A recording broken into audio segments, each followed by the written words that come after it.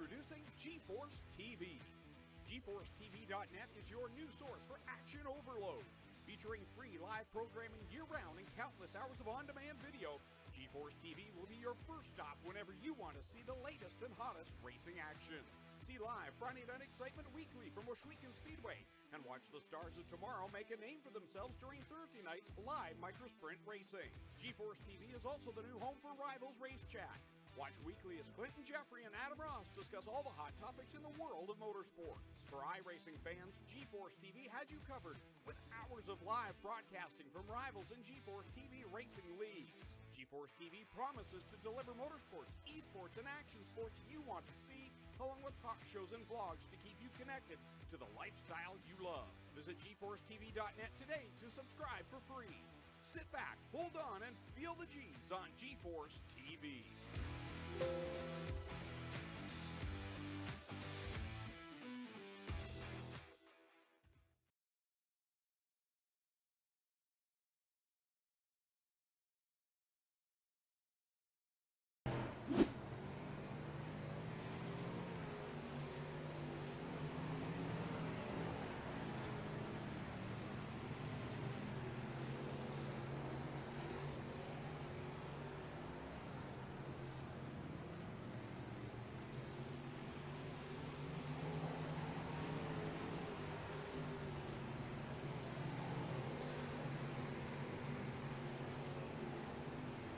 Hi, good evening, folks. We are back here for another exciting night of racing and dirt racing for that. And actually, when I say dirt racing, we got some kind of special. We got some legends coming on later, but we'll get into that here in a few, because it's the hometown heroes tonight here on Wednesday night for the GForce Racing League. We're in the middle of our Gambler Motorsports pre-race here, and if you've not ever checked out Gambler Motorsports, you'll check them out on Facebook. They are definitely a very competitive esports racing team. They race the dirt, sports, asphalt, oval, and do some of the endurance races. You know, iRacing has 24-hour Le Mans, 24 hours of Daytona. They do all those. You know, they got 12 hours races and so forth, so on. So definitely check out the Gambler Motorsports over there on Facebook. Give them a like, give them a share. You know, they'll appreciate it, and proud sponsor here tonight. So getting geared up here as the guys are kind of practicing it out just a little bit on the track. You know, these guys are getting, you know, they're getting geared up here with these 305s. We talked about the 305 because it is I gotta say, it's a shock to the system of what these guys are used to, or what we're used to seeing back last season when they ran the 360 wing sprints. So going from a 305 to a 360, obviously you will tell a lot of difference, really.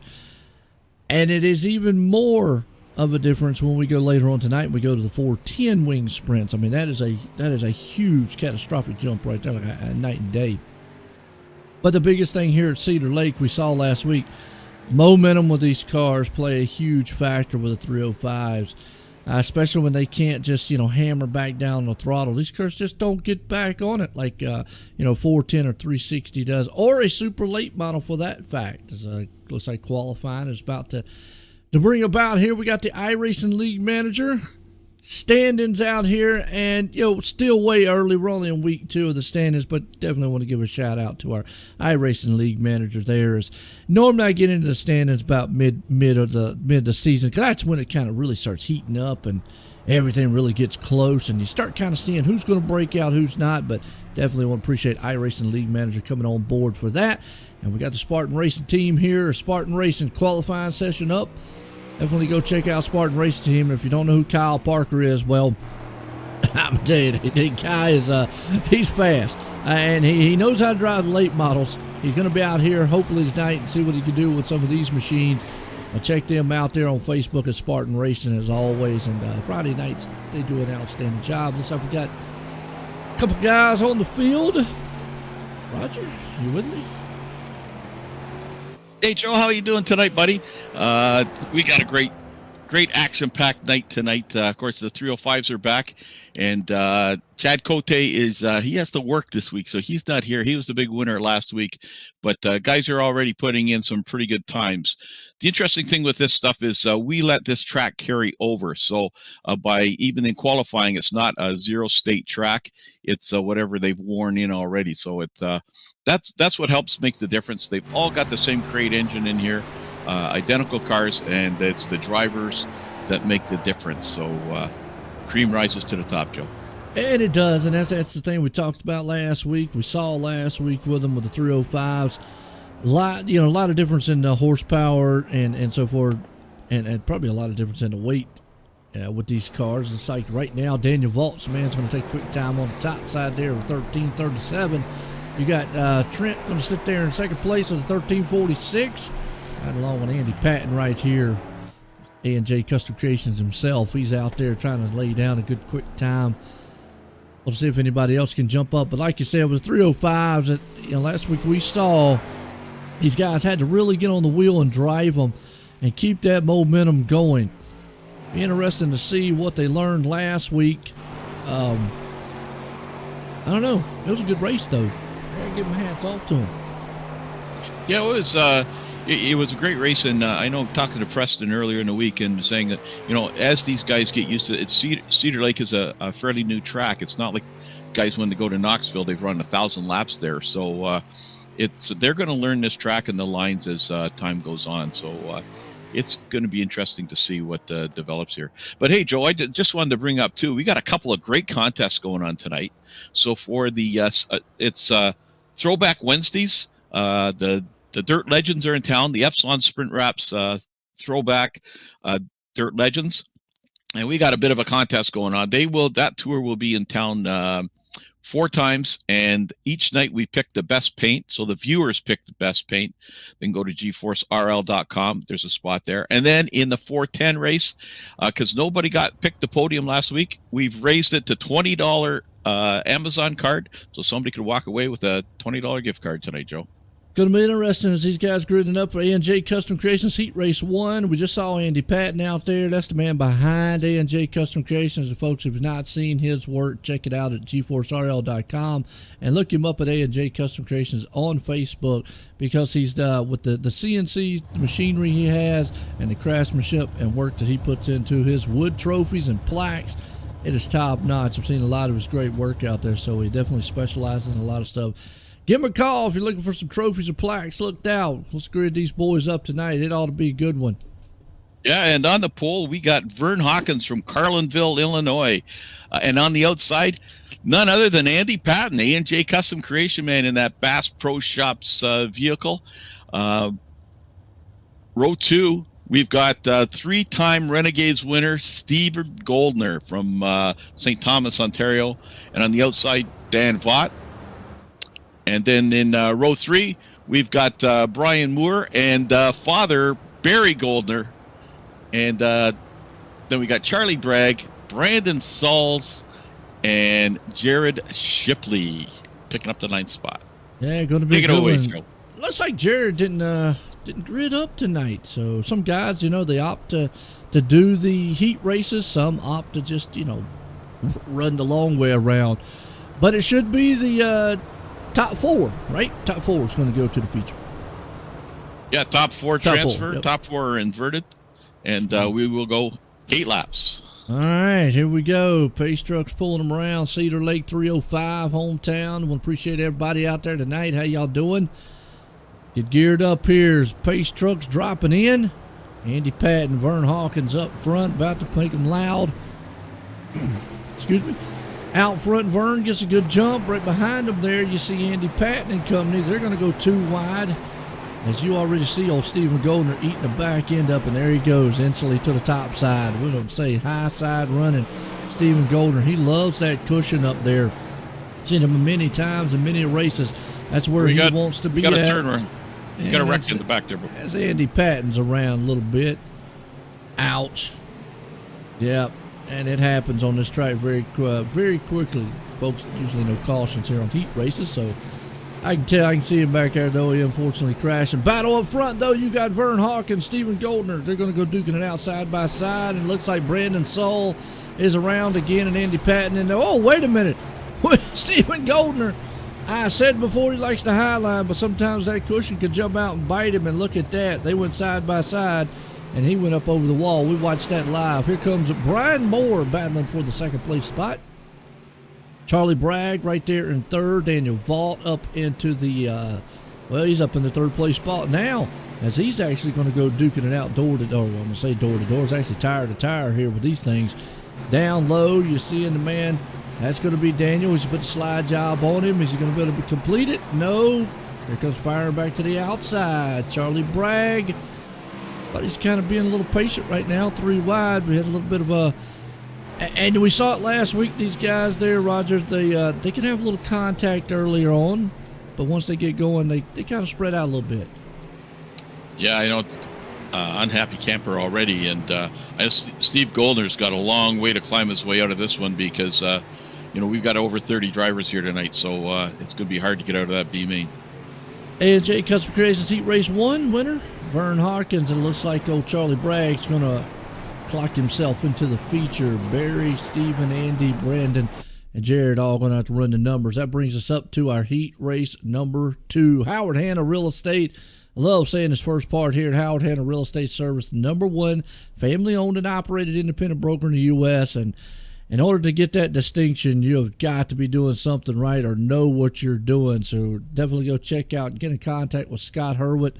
Here we get you hooked up at Howard Hanna Real Estate. If you're looking for anything real estate wise, you want to sell a house, buy a house, land, anything, definitely check those guys out. As we're here in heat race number 2, screwing them up. And on the pole, we got Nicholas Vickery from Wilson, North Carolina, and member of the Spartan Racing team. Outside of him, from Helena, Ohio, Austin Gravy. And then we got the mouthful, Joe. The challenge for you tonight, Gunther Gretzinger from St. Catharines, Ontario. I think we're Gunther. Trent Verstraeten from Wallaceburg, Ontario. And row 3, we got Christopher Schaefer and Anderson Bowen. And row 4, from Brantford, Ontario, we got John Rayner and Jeffrey Kemper. Yeah, so I would apologize out there ahead of time on some of the last names. Usually if I'll revert back to the first name, but the thing about it is the ticker only shows the last name. So I'll let y'all out in the vote in the viewer world kind of take a gander at it. But I'm still working on Trent's last name. Verstraeten. Verstraeten. There we go. Verstraeten. There you go, buddy. I'll get it about week 5 is when I usually catch on. And they are Canadian, so there you go. They got those French-style last names to them. Actually, I think that's Dutch. Oh, is it? Okay. Yeah, I think it's Dutch, yeah. Yeah, all right. So he's in that rig with wooden shoes right now, so we'll see how he can do. Well, he's definitely fast. I know Trent is out there. We'll see what happens. Nicholas Victory and Austin up front. Green flag flies here. Howard Hanna Real Estate Heat Race 2, and you already see I'm going to try to take it 3 wide right there. And old Gunther, man, right there is going to go in the second place spot, but Nicholas going to take it up to the high side. Gunther's going to go down low. He's going to see if he can't take the lead away from him. Austin's falling back to 3rd. You definitely got a good battle between Trent and Chris right here. Never mind, Chris Ellery. Contact. That puts, that's actually Anderson, Trent, and, Anderson and Trent both are going to be out of this one. Ouch.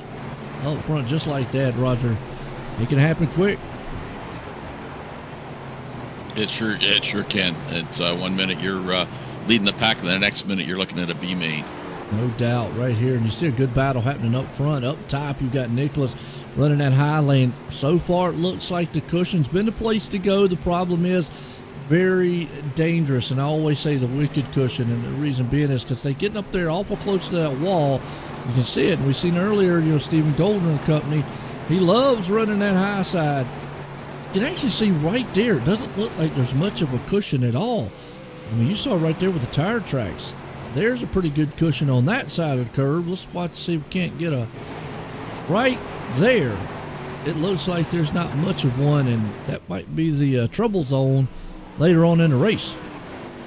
Yeah, this track is, with all these cars and with the carrying over from practice, this track is really going to slick up. I bet you we've got 5 heats tonight too. So by heat number 5, she'll be a skating rink. Yeah, and that's going to be awesome. I mean, because then, like you said, it's going to put the driver out there in control of what they can do and where they want to put the car. But out of turn 4, final time for the Howard Hanna Real Estate Heat Race 2. Nicholas Vickery is going to put it on home, and Austin, is it Gravy? Gravy. Gravy. All right. Yep. Gotcha. Like I say, I'll ask you many more times. Guessing sometimes too, Joe. So. Well, Who finished second there, Joe? I'd have to go back and let's see. Gunther Gretzinger. I just wanted to test you on that. Yeah, well, yeah, I wouldn't have been. Yeah, I would have probably failed on that one. So there you go. All right, I'll tell you what. Here we go. Heat race number 3. We got Coast to Coast Sim Racing Team. It's brought to you by the Coast to Coast Sim Racing Team, C2C. They got some good featured drivers from Coast to Coast, USA and Canada, and are definitely a big part of the GForce Racing League here since it was born. And we'll have to see if some of them guys get out here and race. Actually, I think Roger's part of that. But nonetheless, here we go. Heat race number 3. And heat race number 3 on the pole. We've got a Coast to Coast member, one of the original guys, Terry Landis. This is this is like the retreads race here, Joe. We've got a bunch of the old timers in this one. On the outside, Lance Ripka. Well, not an old timer. Fast Lane Snook. He's 12 years old. But then behind him, Jacob Ludwig, and then 70-year-old Bob DeGood from Kansas City, and then a great Marine veteran, Jeffrey Barker, and J.P. Scheider, and looks like Jack Hitt as well. All right, well, I'll tell you what, we got definitely a good crew of guys out here about to start. As like you said, Terry Landis and company there, Lance Ripka going to hit it up front, and Lane Snook. I tell you, that kid, young man, he dominated last Wednesday. Took two of the actual features last week, didn't he? Yes, he did. This is the one he missed, and I think he got into trouble early. So he did. He might be the easy pick for pick the podium. See how that goes. No doubt. Here we go. Green flag, Coast to Coast, heat race number 3. They're up front. They're already 3 wide racing. You see Lance Ripka right there. Lane's trying to see what line he wants to take, low or high. Right now he's committed down low. Lance is up high. Terry Landis out front. Lane Snook wastes no time. He dominated some of the heat races last week, but he's utilizing that low line right now. And to see what he's got. Now he's traveling up to the top side there on the cushion.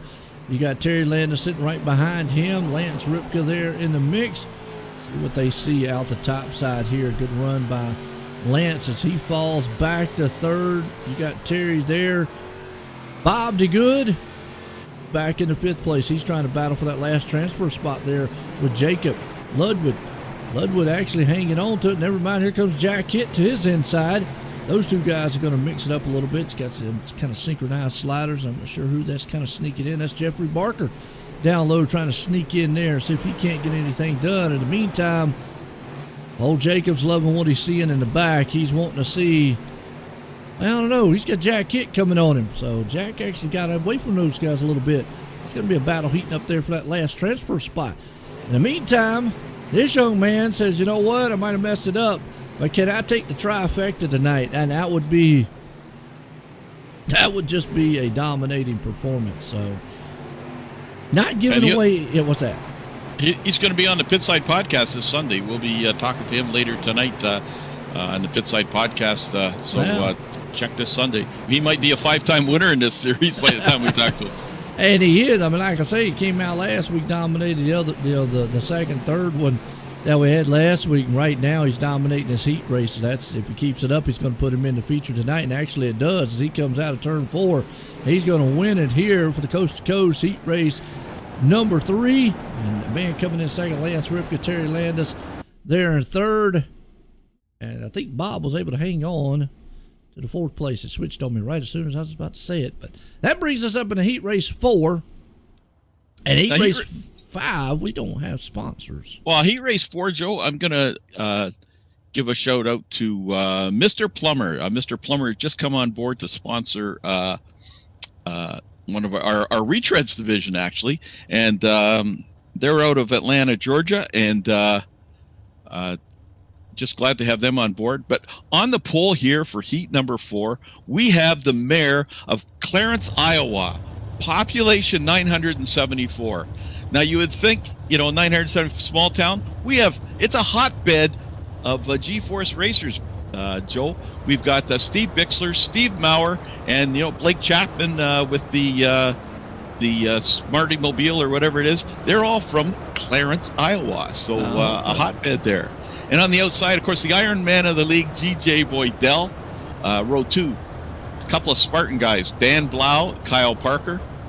Row 3, the captain, retired fireman, the G-Man, Gary Taylor from Brantford, Ontario.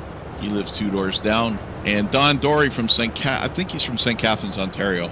And then Gary Offit and Chris Whipple in the back row. Well, here we go. Mr. Plummer here tonight. Hope you don't have any leaks on these tracks here for him. And I will say real quick that me and my wife worked on the toilet the other day, and my hat's off the plumbers after doing that. So there you go. Hey, what a job it was. Here we go. Green flag, GJ Boydell. And like you said, Kyle Parker up front. Good race happening right here. As you see, Kyle Parker and that Spartan Racing team, I told you folks, if you don't know who Kyle is, check him out, because he'll definitely show up at the right time. He's out front right now. Battles on for second. GJ Boydell, hang on to it there, Steven. He was a little bit sideways there. He only got back, and Donald, unfortunately, around and about there. He's out of it tonight, crashing. We saw him in the back. I actually just saw him pop up on the screen there. Unfortunately for him, I have to run the numbers in the consolations earlier tonight, but we got our Mr. Plummer heat race here going on with Steven Bixler sitting in that last transfer spot. Can he hang on to it? As you've got Gary Offit. Is it Offit? Yes, sir. All right, good deal.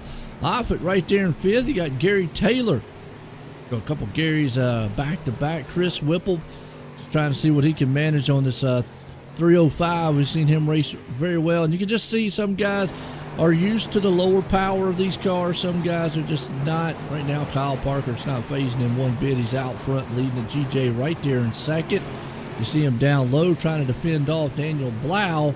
Those 2 guys are having a pretty good side-to-side race. You see Blau taking the high side cushion-wise. Down low, you see GJ taking the inside. Unfortunately, Chris Whipple crashing.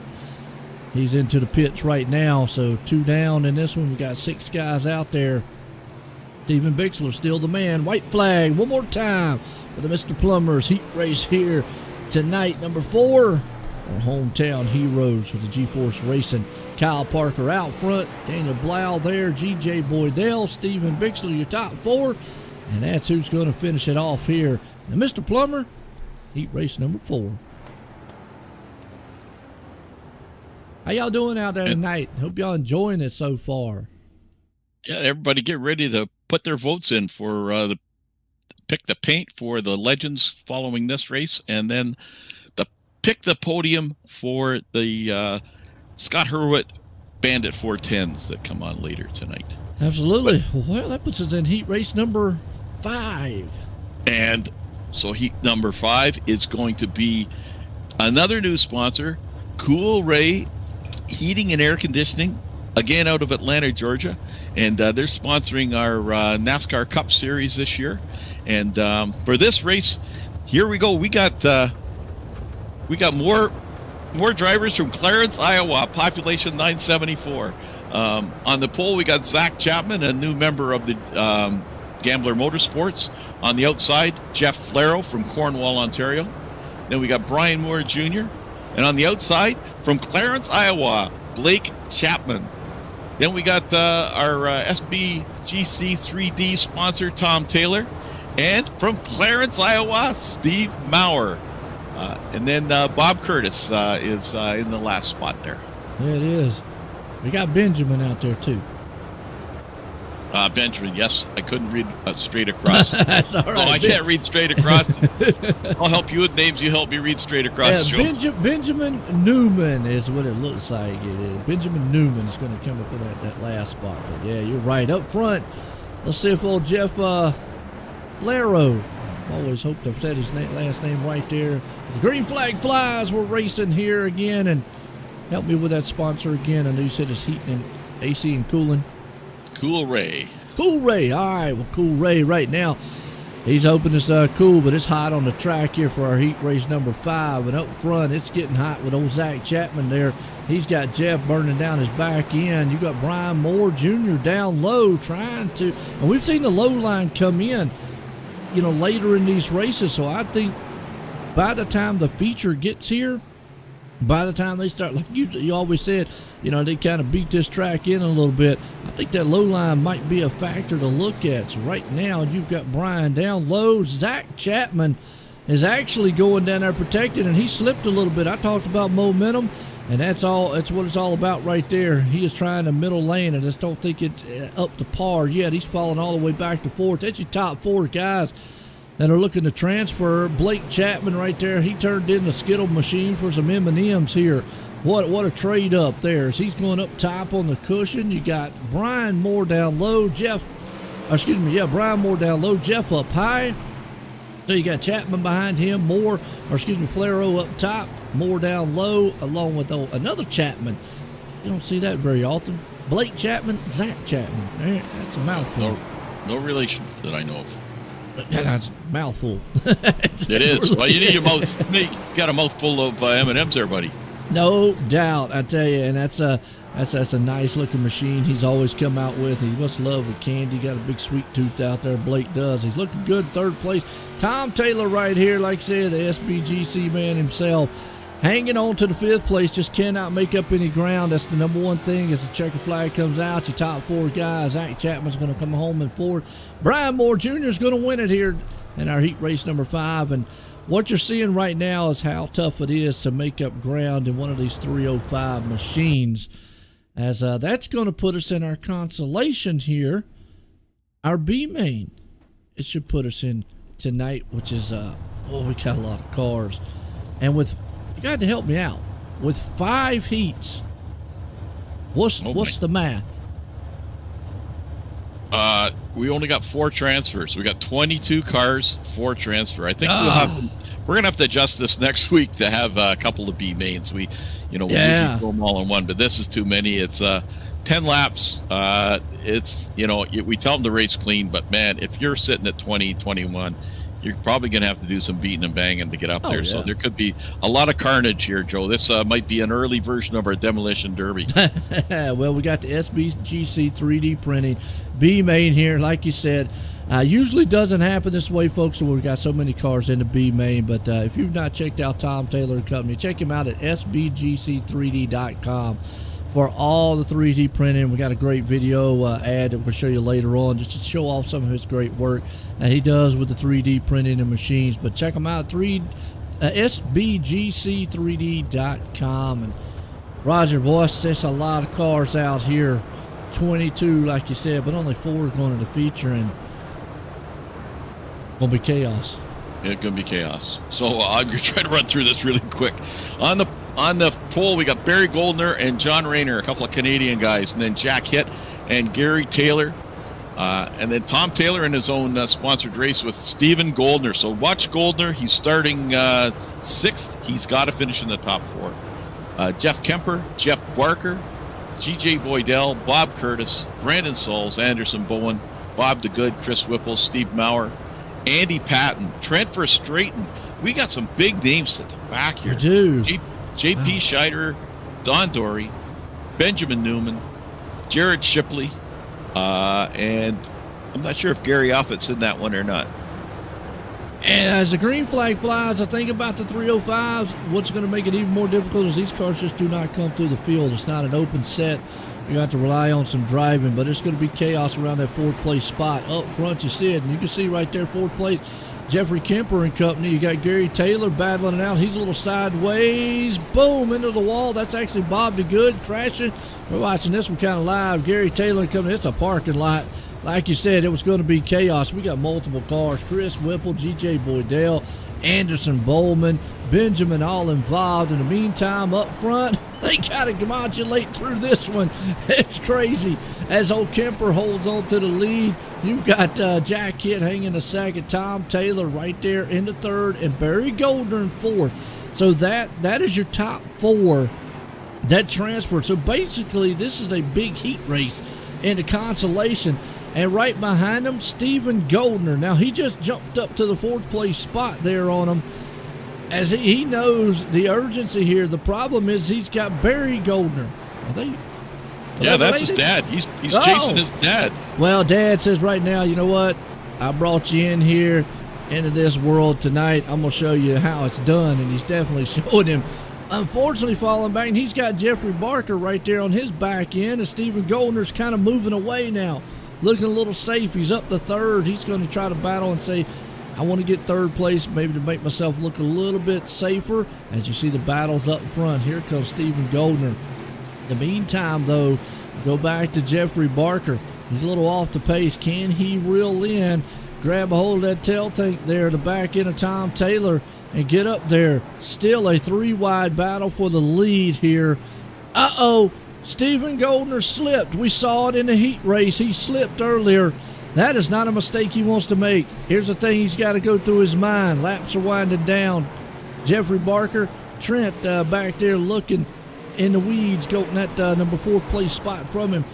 Stephen might have to think about, as much as I want that third place, and now they're catching lap traffic very quickly, even though it is a white flag.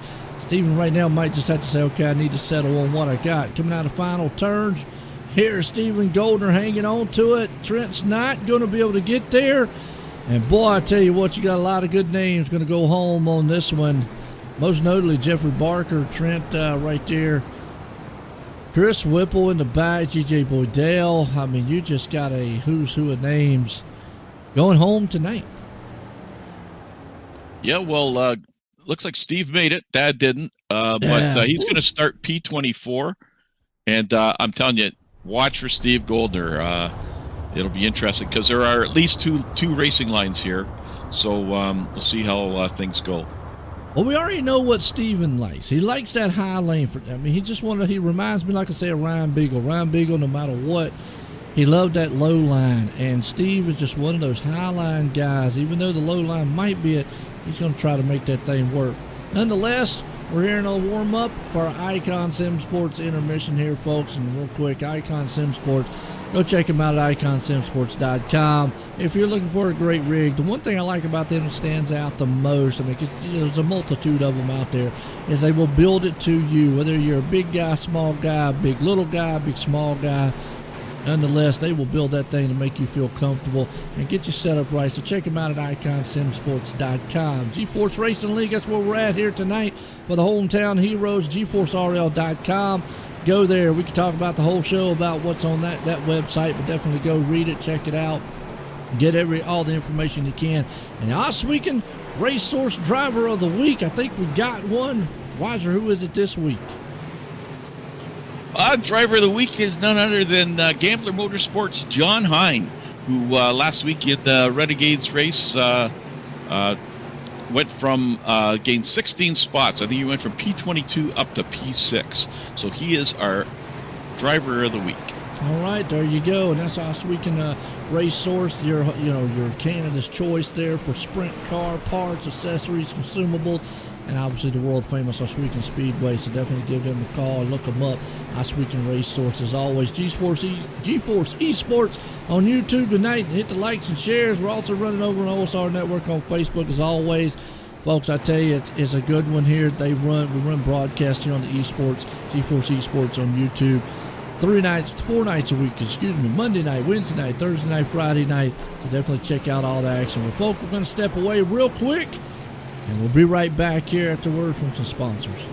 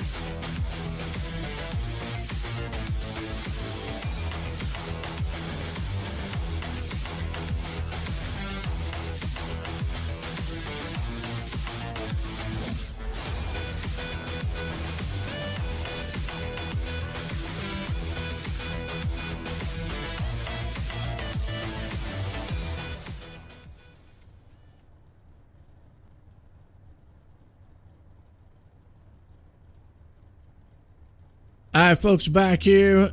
A little word there from our sponsors here tonight as we're getting set here. Our Icon Sim Sport intermission. And real quick, Roger has run down the pit. Well, he hopped on his golf cart and ran down the pit road and brought up some drivers up here to get a word with right fast. Yeah, it's time for the bookends. So starting at the front and starting at the back. Starting at the front tonight in, I think it's P2, is Tom Taylor. So, Tom, what's the plan for tonight here? I'm starting where? Looks like you're starting P2, buddy. I got the wrong spot. I'm looking at You're about to make that man happy. Yeah, the plan here at the back is to try to hold on to the bottom as long as possible, Roger. I'm just going to try to stay safe and stay clean. Well, you got watch out for coming from behind you, because behind you we got Steve Goldner, a rare starting P24. Just got in, Steve. That was a crazy B main. Yeah, I got my work cut out for me tonight. We'll try to get this Velocity Race Designs Vanderbilt car up front here. We got 20 laps, so if we can pass 1-2 cars a lap, we should be okay. Well, we'll be watching you for sure, man, and see if you can do it. It's 20 laps. So you got to really boogie. So thanks for coming in, guys. We'll let you get back into the seat and buckle up, and good luck in the race. Awesome. Thanks a lot. Thanks, guys. Yeah, sorry, Tom, for getting you excited there. No problem. But I'm going to follow Goldner to the front, hopefully. That's the way. Just follow him all the way, buddy. All right, I'll tell you what, feature time tonight. Icon Sim Sport here tonight, and definitely we saw earlier for our Icon Sim Sport intermission. There's iconsimsport.com. Check them out here as we're getting set to grid these guys up. We got 24 drivers about to do battle here in the 305s tonight here at Cedar Lake. Okay, and let's see if I can get this straightened out this time. On the pole, we've got Vern Hawkins. On his outside, Nick Vickery. Row 2. Here's the guy, if the other guys don't get on him quick, he's going to run away with this. Lane Snook, Fast Lane Snook, but he's got Kyle Parker beside him, and Kyle's one of the top guys in the league with Spartan Racing. And then another father-son team, Brian Moore, Sr. and Jr. So there will be a big duke out there. And then your favorite name, Joe, Gunther Gretzinger and Lance Ripka. Gunslinger, man, that's what we need to start calling him. The Gunslinger, yeah, let's just stick with that. That's a great name. And then we got Dan Blau and Jeff Flero, Daniel Flott and Chris Schaefer. Then Terry Landis and Steve Bixler. And Blake Chapman, another Clarence, Iowa guy right behind him with Charlie Bragg, Austin Gravy, Jacob Ludwig, Gary Offit. You got me doing that now. Zach Chapman, Jeffrey Kemper, Tom Taylor, Jack Hitt, and of course, we'll keep our eye on Steve Goldner. Yeah, coming from dead last, that is definitely going to, if he can do it, he definitely would be the hard charger award. That's for sure. But, if anybody can do it, he's the guy. It's going to be a tough call in these cars. I'm not saying he can't, but he might need a few, unfortunately, cautions on the way as the green flag flies. Out front, you already see Nicholas Victory taking it out there. You see Vern Hawkins and Lane Snook going to hang on to that high side. But here he comes. And we got a car wall riding. That's Kyle Parker. He checked up the field, but he was able to hang on to it. But unfortunately, Kyle Parker goes from the front all the way to the middle around 12th place. That is not where you want to be at right now, as it's about most of your battle, and forget about it. Look who just took the lead down low. Lane Snook for the moment anyways. Nicholas Vickery trying to fire back on the outside. And we was talking about old Gunther hanging on there at the 5th place spot. Well, he's definitely got 8 cylinders up underneath it. Normally you'd have a 6-shooter out there for a gunslinger. He's got 8 of them tonight, looking good, the 4th place spot. Brian Moore Sr., he's in a good 3-wide battle with Daniel Blau and Vern Hawkins. And you know, the thing about dirt racing is you could just sit here and watch this. I could shut up. It's so much excitement going on because it's all over the place, front, middle, and the back. And Steven Bixler is around. Back on the Malcolm Mills replay here, and watch as the caution flies. This will definitely help out Stephen Goldner. Was only able to move up a couple positions, by the way. Looks like a little bit of contact between the two, and then actually I think that was also Chris Schaefer Just had to get on the binders heavy, so we didn't get him. But first caution of the night. But it's all this young man out front. Wow. Yeah, Goldner was moving up, but they were like 4 wide at the back, and he was just getting pinched off on the wall and fell back again. So he is flying, but you know, they're going to have to thin out a little bit before. And I got a feeling time might not be on his side. That's going to be the biggest thing. Now, these cautions here definitely would help him. Kind of obviously keeps the field, you know, compact a little bit to where it's not going to get spread out. Because we went all green, it would get spread out. And I'm going to say, as fast as Stephen Goldner is, for him to be able to make up that ground, it's going to be a tough chore. It's an uphill battle. But if they do not hook on to this guy right here, Lane Snook, he's going to just walk away with it. He did last week in dominating fashion in our race number 2 and 3 last week at the Hometown Heroes event. And he's out front. And I've always said these single file starts, they benefit that leader so much because they get to start. Well, leader gets the benefit of starting when he wants anyways. Now he gets that benefit. I don't have a car on my outside or my inside, and I can just go. And I can dictate where I want to go in turn 1. As the green flag flies, we're back at it. You see Lane Snook gets a good jump, but behind him, here comes Brian Moore to the inside.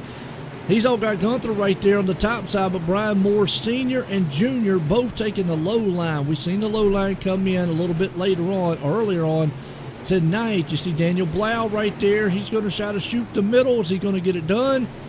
He almost had a good slide job there in the middle side. Not was able to hang on to it.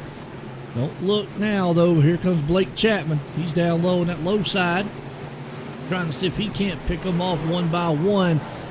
And in the meantime, yellow flag's out. Zach Chapman. Ouch. End up in the infield. Yeah, let's go back on the replay here. Malcolm Mills. Appreciate Malcolm Mills coming on board, long-time supporter. And looks like he got a little bit loose, and then actually the car in front of him got a little loose, and that's just kind of a product of wrong place, wrong time. I see it a lot over on the oval side. You see it a lot in real life. You know, sometimes you're just, you're just wrong place at the wrong time. A car in front of you maybe, hits the wall or something, gets a little sideways, loose, and you're just right there in the tire tracks. And that's kind of what happened to Zach. Unfortunate. I thought these single files would help Goldner, but still not moving up. He's still P20. So, but hey, Joe, I'm getting hungry. Well, I'm gonna leave the booth. I'm gonna run down for a hot dog down the concession stand, and I'll be right back, buddy. Yeah, and you're right about Goldner. It could help him, and then again, it could hurt him in a way, but it should help him a little bit. He was able to get up to 20th. Just with the 305s, there's just no I hate to say it this way, there's just no momentum to them. There's just not that oomph and kick, especially when you're talking about on a fixed style setup too. Maybe if they had an open setup, they might be able to tweak it a little bit to their liking gear-wise to get through, but yeah, to work himself out of this hole, not taking anything away from him. I'm saying he can't get up there top 10, maybe work something. But as we get set to go back green, Lane Snook is the man out front. You got Brian Moore Jr., Sr. right there down low. They're battling with old Daniel Blau and old Gunther. I was talking about it. Gretzinger. Hope I said it right. If not, I kind of split his name up there in the end. I'll wait till Roger comes back and ask him.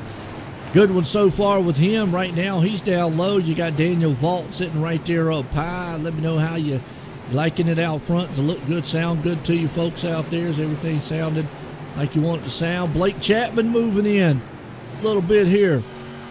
Let's see what he sees off the top of his wing here.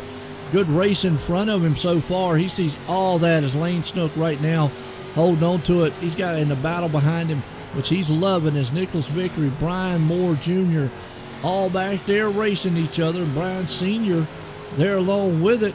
Yeah, so you got father, son out there. That's a good duo. I always like seeing the family members out there running. This is a good M&M's machine right there. You see all the M&M looking scared. Uh-oh, Daniel Vault around.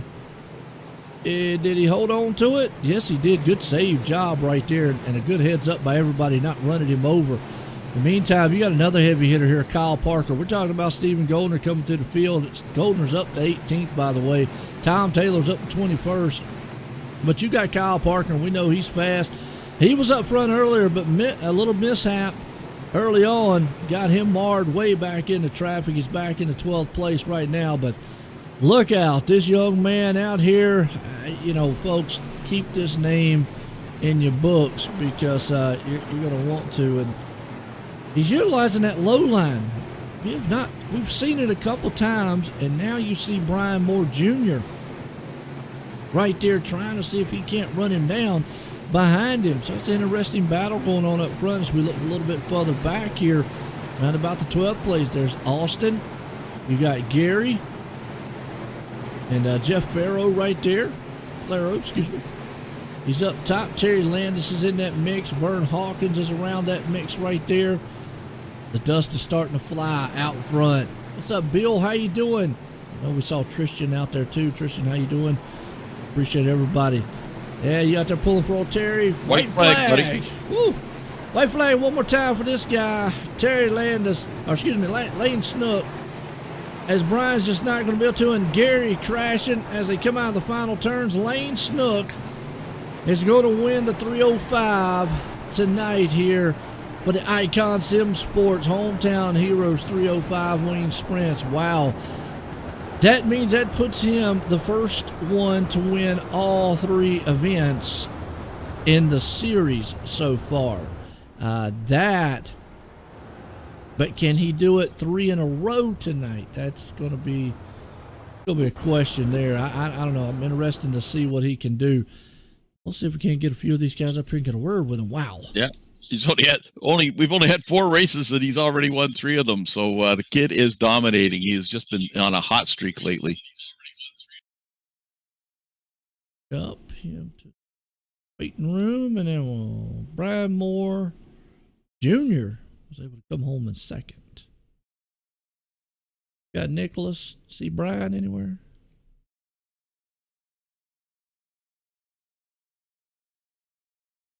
Not seeing Brian, Joe. All right, well, we'll bring up Nicholas. You want to get a word with him?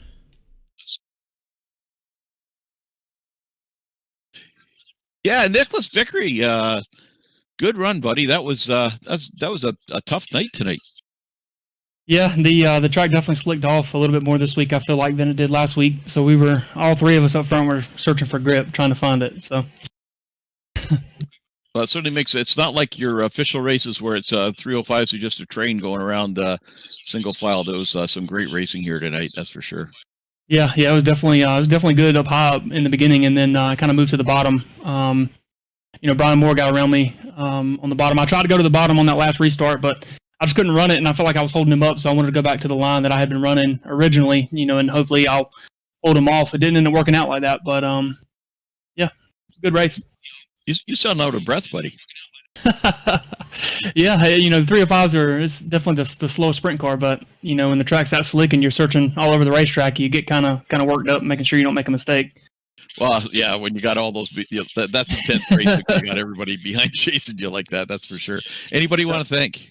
Yeah, Spartan Racing. First off, me and Kyle put that together. I think at the beginning of last season or a little bit earlier. And all those guys are good. They help out in spot. VMR wraps. If you guys need a wrap, definitely check those guys out. They do really good work. And then we've got. There's so many. We picked up a lot of sponsors this year. Yeah. Hopefully I'll get on another podium so I can remember them later tonight. Yeah, there you go. So VMR wraps. Will they have a couple of entries in the Throwback Legends tonight? Yes, they will. We've got a AJ Foyt. We've got a Smokey Eunuch. And then I think we've got 1 or 2 more. So hopefully we'll have a good outing in that too as well. Yeah, I look forward to seeing you out there, buddy. And great night. And we'll see you in the Legends. All right, thank you, guys. There you go, man, coming home tonight there in 3rd place, Nicholas Vickery. And we got our 2nd place, man, Brian Moore. Hello. Hey, Brian. How you doing, buddy? You beat Dad tonight. I sure did. I'm happy with that. Well, you only beat him by 2 spots, so he was on your tail there pretty good. Yeah, it's always the biggest competition is always between me and him, and especially for me to win it on the bottom. I tell you what, me and my dad have been having this debate about the top versus the bottom, and he keeps saying the bottom's so fast. I keep telling him, man, Snook runs that top like he did last week. It's going to be one on the top. So for me to, make the podium on the bottom, kind of made me eat my words. you're gonna have to eat them all week then.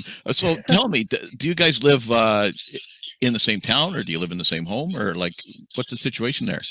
I'm grown. I live about an hour from him, but he used to run RC cars a lot, and I got into this iRacing, and it wasn't a month later he starts selling his RC stuff and buying iRacing. So we got him set up in Kansas City, Kansas, and I'm in a little suburb just outside. Oh, that's cool. I love the father-son combos. For a while, the Goldners were in the same room facing each other. I can only imagine what went on there, but it's great seeing the father-son combos. So congratulations. Anybody you want to thank? I'd like to thank Scotty Edwards for helping me with my setups, and outside of that, just everybody that my dad keeps me going and motivated to keep doing this and try to get better. Well, it's always great seeing you two out. So thanks for coming out to this league, buddy. We enjoy you guys racing, and good luck in the next event. I think you'll be out with the Legends. I'll probably make it with the 410s. I'm not big on the Legends. Okay, we'll see you a little bit later tonight then, man. Yes, sir. Thank you. There you go, second place man, Brian Moore. Like you said, he was talking about the low line there earlier on.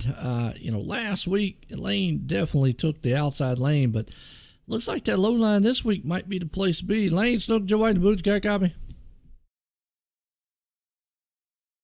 Lane, Joe White, the booth, got a copy? Yes, sir. Well, Lane, I tell you what, we're going to have to put a bounty on you eventually, because it seems like you're loving this hometown hero stuff. You're the only driver now. You've completed you've won all of the events, but can you make it 3 in a row tonight? You made it 2 in a row last week. We're gonna try. I think I can do the 410s for sure, but I'm not so sure about the Legend. Not sure about that Legend. Yeah, the Legend a little bit trickier than what it is. I gotta ask though. I mean, what is it about these 305s you're liking so much here? I don't know. It's just practice and track time. Practice, well, hey, nothing wrong with practice track time. That's something I would need. I mean, and definitely I need a lot of it. But you came out here dominating fashion. You dominated your heat race. You came out here, you got out front and dominated this race from almost the start from the finish. Awesome run. You definitely got anybody you want to thank to get geared up here and for an awesome win here tonight? Yeah, I'd like to thank Velocity Designs, Vanderbilt Racing, Jesse Brandon, Goldner, Lacey, Fitzy, Moonin, JP, Dirt Doctor, TruckingBattle.com, Powerhouse Motorsports, Wagman Brothers, you guys for the broadcast, the league for putting this stuff on, Universal Summit Service, Declan Howard Associates, Keystone Alliance, KKP, Keystone Clothing Products, Fox and Sweets Again, Mexico Ridge Beef Farm, and Snoop Dirt Designs. My button got stuck. Hey, nothing wrong with that. I mean, awesome run there, and I always got to wrap it up in a partridge in a pear tree, because you definitely is awesome when you read those sponsors off. What you got real quick, Roger? So he's going to be on the pit side. We're recording a pit side podcast tonight, and Lane, I want to see that piece of paper you read off. So that'll be one of the features that we'll have on pit side podcast next week, is that famous worn out piece of paper that Lane reads off of every week. All right. Absolutely. See you in the next session, buddy. All right, here we go. Well, I'll tell you what, we're gonna let him go, but that's your winner here tonight, because we got some more racing here. Running a little bit behind on it, but that's all right, folks. This is always, and John Hine. If not, I'll tell you what we'll do. We'll get John Hine on the if we need to talk to him, because we're gonna switch servers real quick, folks. We got some legends coming up, and we got some good news. We got some things to talk about beforehand. We'll be right back. Don't go anywhere. Stay tuned.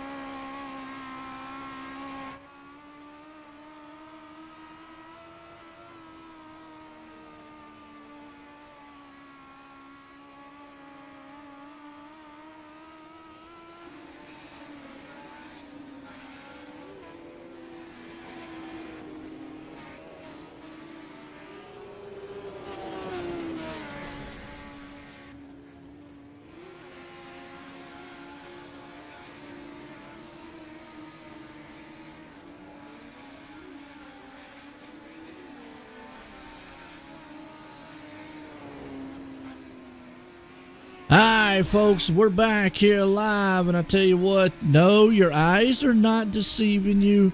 These are not super late models. These are not winged sprints. They're not street stocks.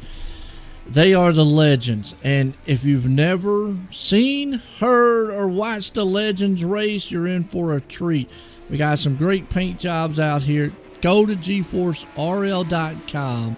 We're going to talk about that for a few because we got pick the best paint out there. You can go to GForceRL.com, read up about it. There's a list out there, drivers. Pick your favorite paint. Got some prizes Roger's throwing out there tonight. Also, get your you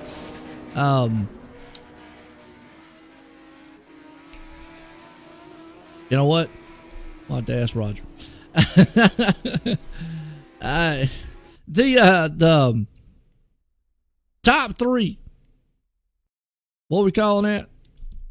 Oh, that's pick the podium challenge. Yeah, that's, pick the podium. My bad. That'll be in the 410s tonight. That'll be in the next one. So for all the fans, and there'll be a chance to win a $20 Amazon gift card. Nobody won last week, so we added $10 to the pot. And right. For this one here, they go to the GForce R. Yep, they go to GForceRL.com, and there's a section there for pick the paints and pick your 3 favorite paints. Make sure you wait for all the guys. Some incredible paint jobs here tonight. So check them out, and maybe after the heats, submit your favorite paints. There's not a deadline on that, but on the pick the podium and the 410s, they have to be made before the green flag drops for the feature. All right, well, what we're going to do is through the heats, through the heats and so forth and so on, because obviously in qualifying, they kind of flip through different cars. What we'll do is through the heats, got a good little shot to kind of show you all some of these paint jobs these guys have done. Now, the biggest thing I talk about with the Legend cars out here, and we were kind of poking up. I've done one broadcast in the many years I've been out here, Legends, and actually it was on the asphalt side. I think these things look like clown cars, okay? And they sound like it. I mean, they are just like some mad bumblebees out here when they get into a crowd. So that is interesting. But our sponsor tonight, as we had our Gamble Motorsports pre-race show there talking about a lot, definitely want to give a shout out to iRacing League Manager for our stand-ins. I usually get into the stand-ins as the season goes on. Obviously, we're week 2. Really not a lot going to happen on there as of yet. You know, a lot of things could change. But then we got our qualifying Spartan Racing Team qualifying session here. And if you're not familiar with Spartan Racing Team, check them out on Facebook as Spartan Racing. We saw earlier Kyle Parker. They're definitely a high competitive race team. They race. They got USA, Canadian drivers. They race multiple leagues on iRacing and mostly in the GForce Racing League. It's qualifying still underway, and got a man up here with me right now, John Hine. I always call him the cruiseshopfw.com man with the speedboat out there. How you doing, John? I'm not doing too bad. How you doing this evening? Good. We got Legends, and we're just kind of picking a little bit of fun at them earlier. They do remind me of a clown car, unfortunately. Absolutely. I think you could fit 3 or 4 guys in there, even with those big shoes on. Well, we'll see. That might be another contest we have, guys. How many clowns can we put in the clown car?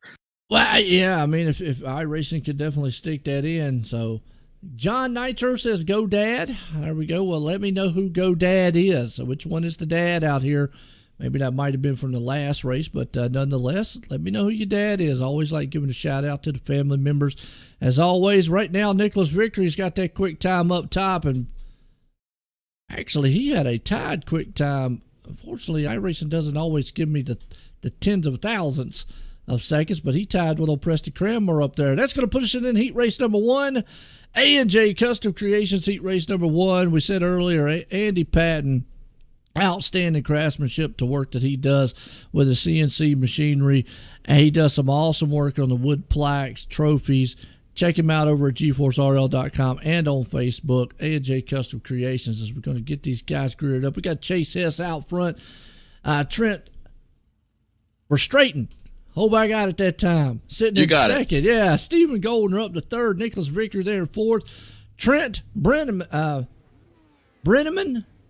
Yes, sir. All right. And then Gunther Gretzinger Is that The right? gunslinger. The gunslinger, Joe. The gunslinger. Yeah, hey, that sounds fitting for him right there, too. But Roger Craig's going to be up in the 7th, so he's definitely going to be busy. We've got Stephen Bixler going to be in the 8th, and Jeffrey Barker going to round out the top here.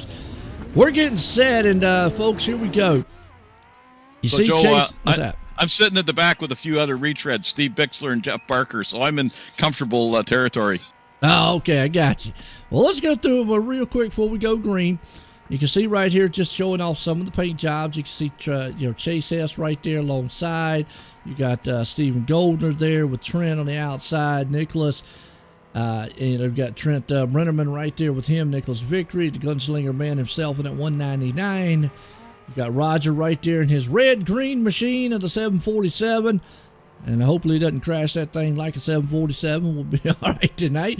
Jeffrey Barker sitting there in 9th along with Stephen Bixler. He's got the pink machine out there. So I kind of give you a little show of some of the paint jobs here in the heat race number 1. We'll be able to run them down for you as the heat races go, and obviously as the races go later.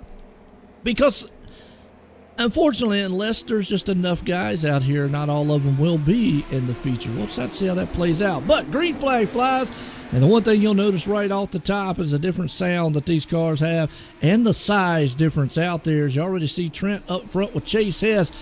John, what would be the major difference you're going to see between this and going from a 305 to going to one of these? Car control and throttle is going to be a little more important in these. I know that they don't look as fast or even sound as fast for that matter. But with that narrow wheelbase, it's tricky getting these cars around the corner. A lot trickier than the 305s. Absolutely. We can ride on inside. Oh, car around. There's another thing. Flipped it. That's Stephen Goldner. Man, I'll tell you what, he had trouble in his heat race in the 305. He's got trouble with the little Legend car here. Now, these Legends will not do well with those tires on the inside. Usually I call them, the white donuts down there. When they're set up like that, you can kind of go over them with a late model and a sprint car. With these things kind of topple a little bit. Out front, Chase Hess, the man. Nicholas Victory there in 2nd. Trent Brenneman there hanging on the 3rd. Gunther, the gunslinging man himself, up in the 4th. Trent's right there on his tailgate, trying to see what he can do and get up in the 5th. Right now, it kind of looks like a single file line here, John. Yeah, I think they're probably trying to figure out how to run these things. A lot of these guys, this is their first time in them. So it's a learning process right now. But you hit the nail on the head about not hitting those tires. I did some practice laps. You touch those tires, you're going to turn it over. Yeah, if you want to see what happens with the tires, guys, you can check out my car. I got over the little tires, but the Euclid tire wouldn't move. Yeah, out there, unfortunately. And we can go back on the replay here and check real quick because there are no cautions on the heat race here tonight. A&J Custom Creations Heat Race 1. Watching Roger right there. Nice looking paint job. Yeah. He caught the big tire on the inside, so he caught the big powder donut. Just tore the whole front end of that car off. And there's something on the back of Roger's car. I can't get a shot of what it says. So, Roger, what's that say on the back of your car? Like Red Green used to say, if the women can't find you handsome, they can at least find you handy. Oh, okay. It's duct tape on the back there. It's duct tape on the back. Gotcha. Nicholas Victory right now out front, actually, with the white flag, and he's going to win it here. And old Trent's going to come home Verstraeten in the 4th place spot. So there you go. Your top 4 transferring it on in. That brings us into our heat race number 2, Howard Hanna Real Estate. And I love seeing this right here because and just to have this distinction is awesome. Howard Hanna Real Estate Service, the #1 family owned and operated independent broker in the USA. To have just that right there, you've got to be the top at what you do and definitely knowing what you do each and every day. Scott Hurwitz right there definitely will get you hooked up. If you're looking for anything real estate wise, if you want to sell, buy, rent, anything, check them out at Howard Hanna Real Estate. Heat race number 2. We got them out front here. Jeff Flaro, Kyle Parker going to be up front. Preston Cranmer going to be along with him. Benjamin Kelch. All right. Kelch going to hang it up there in 6. John Rayner. So we said out there, go dad. There we go. Found out who John Rayner is. So the son's out there watching. I like that. Lance Ripken's going to be up in 6. Zach Chapman in the 8th. It looks like Chris Schaefer has yet to grid it up. Well, real quick before we go green, let's show these paint jobs off. Kyle Parker right there in that 013 machine. We got Preston Cranmer in the Skull. He's got a kickback to old Harry Gant style there, taking it back to the NASCAR kind of days here. Tom Taylor, nice little, looks like it's VMR on the side of it there. And we got Jeff Flero, nice looking red and white machine in his 200. Benjamin Kolsch, hope I got it right. He's got the Flower Mobile. There we go. Peace and love back in the 69 errors. Got Lance Ripka hanging on to it. He's got a big apple, white apple that is. Tom Taylor, we just looked at his earlier. Zach Chapman, nice looking black and gold machines going green here. John Rayner in and out, and then Chris did not grid it up here tonight. So right now it's all Kyle Parker out front as the green flag flies. He's got his hands full with Jeff right there along with him. And John, again, you can see it looks like maybe they're going to try to tackle that middle lane this time. Yep, just like most of the time, the groove moves up as the night goes on. I'm just a little disappointed, though, at Preston. He's got the Harry Gant paint on that car, you know, high, wide, and handsome. I don't know why he's not running the high side. That'd be appropriate for that paint, right? That would be. I mean, that guy, you know, folks, you know, kind of telling the age a little bit. Watch Harry Gant back in the days. That guy could come back out there with just 4 tires and a steering wheel and a motor and win a race. It's just about how good he was. He's done it a couple times. So go back in the old days in the archives and look it out. But you see Preston Cranmer digging on that inside. Maybe it feels like right now that these cars are just hooked up more for the inside. You can see them utilizing the middle lane. So maybe by the time the feature comes in, the high line will come in where it needs. Right now, Jeff Flero hanging on to the 3rd place. Lance Ripka's right there in that final transfer to 4th. We got Tom Taylor way off the pace back in the 8th place spot. Unfortunately, right there, John Rayner. I know like that, the son out there of old John Nitro. I like that last name of him, Nitro. And Rayner right there hanging on to 7th. Zach Chapman, he's up there. He's got the Miller. That was a Miller machine, if I'm not mistaken. And that's actually a throwback to Rusty Wallace back in the day. So these guys are kind of bringing in the NASCAR side of thing into the dirt side, because legends in NASCAR actually do run hand in hand a lot.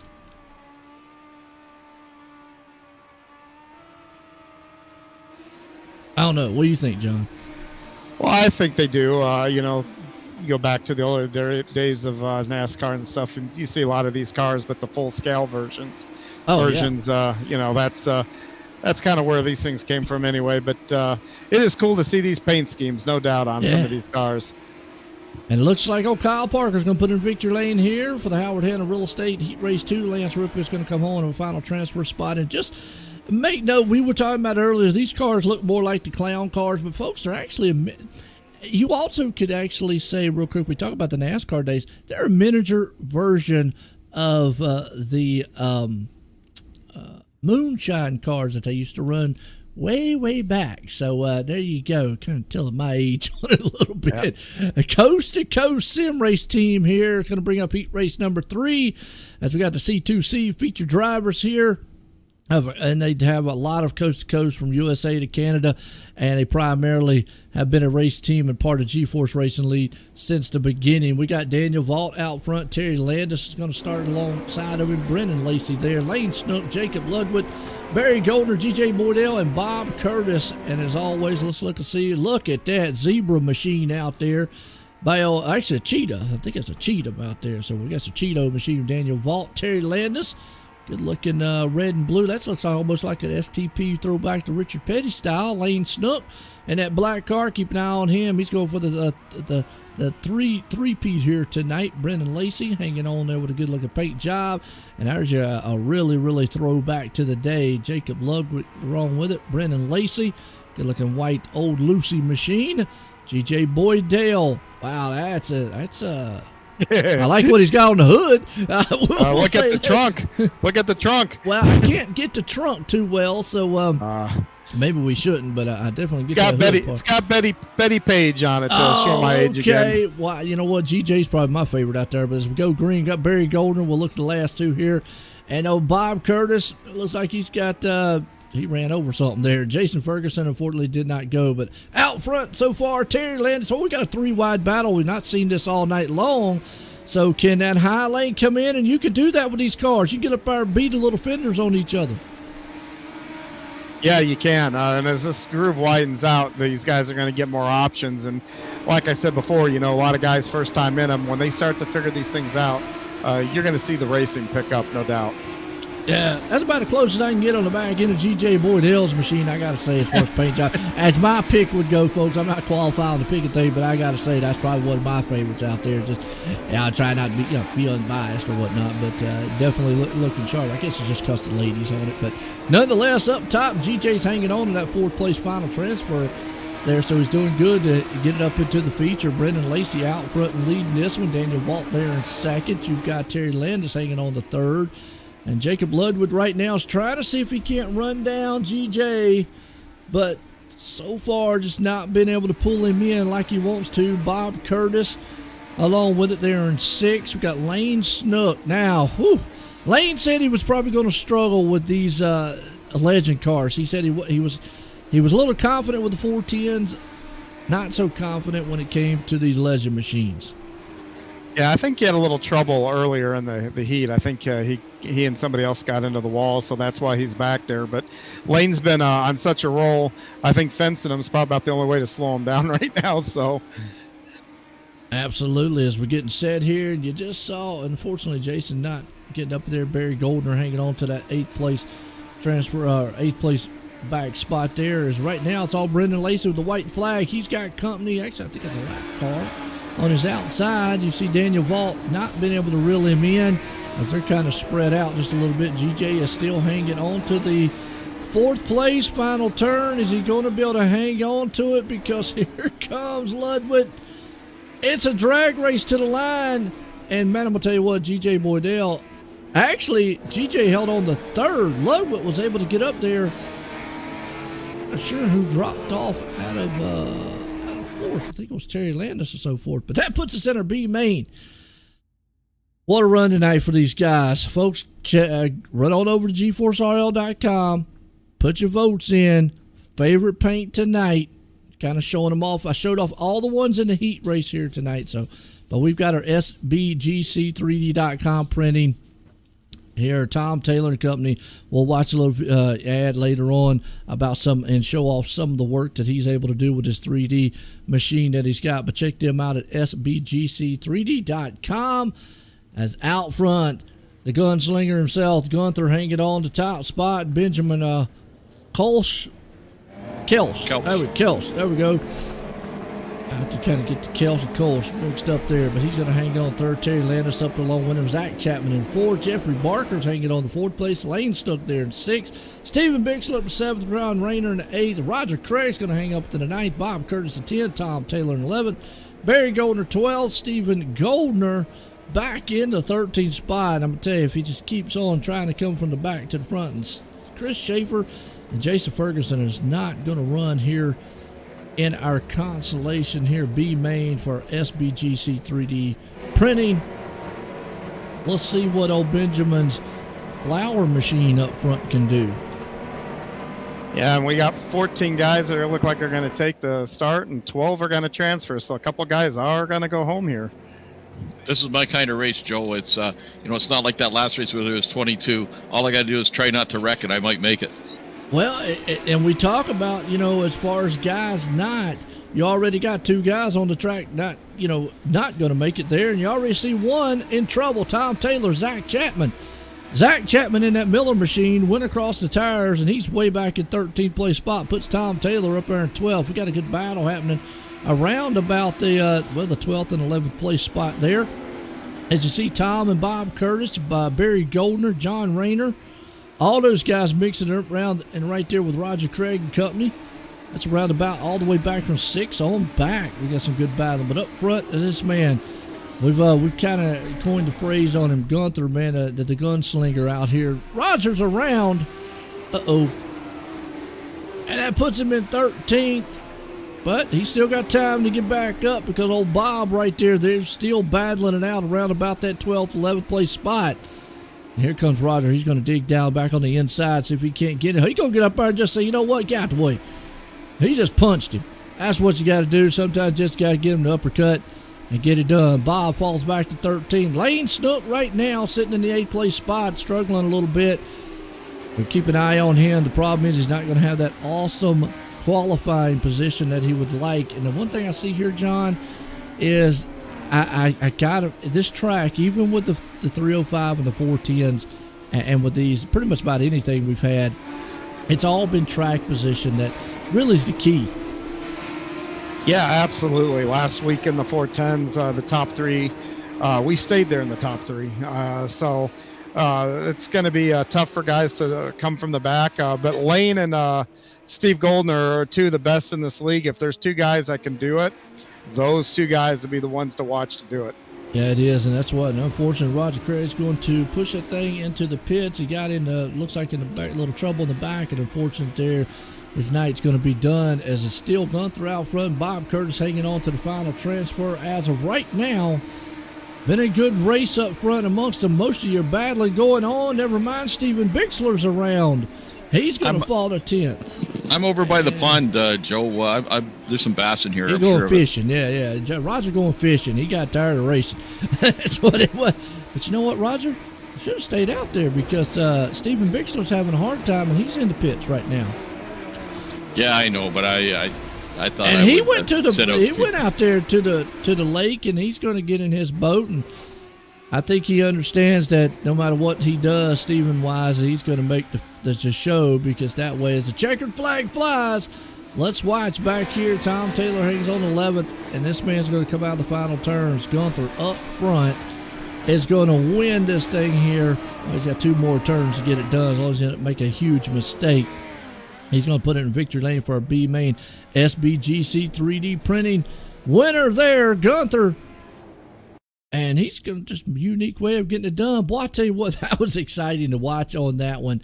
Folks, I hope y'all enjoyed it. Well, this puts us into our Icon Sim Sports intermission here as these guys will warm these things up. Icon Sim Sports, there's a multitude of rigs out there. There's a lot of choices, but the one thing I really like about Icon Sim Sport, whether you're, I've said it before, tall, small, tall, big, small, big, they will make a rig to fit you and make you fit comfortable. So check them out at iconsimsports.com. And as always, we're here tonight with the GForce Racing League for the hometown heroes. Check out GForceRL.com. Get your picks in for the awesome paint jobs. Also get your picks in later on at the 410s. But definitely check out all the great information on GForceRL.com. And Us Weekend Race Source Driver of the Week. OSR definitely right there. Canadian's choice for your sprint cars, parts, accessories, and consumables. And the home famous track, the Oswego Speedway. Definitely, last but not least, we're live tonight here on GForce Esports on YouTube, OSR Network on Facebook. Check out the GForce Esports because they have a lot of broadcasts going on throughout the week. Monday night, Wednesday night, Thursday night, Friday night. So definitely check them out. Hit the likes and shares out there. I know they'll appreciate it. And as always, folks, we'll be right back here in a few. Get a word from our sponsors.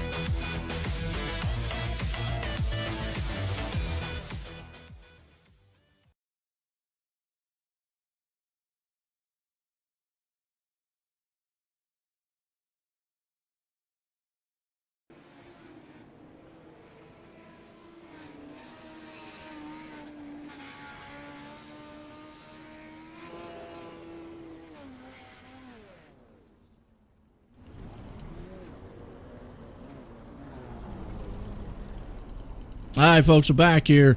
Hope you appreciate that. Well, Roger and company's got a few of the drivers up here. We'll let you get a word in with them. Okay, I just got to get the guys up here, so just bear with me.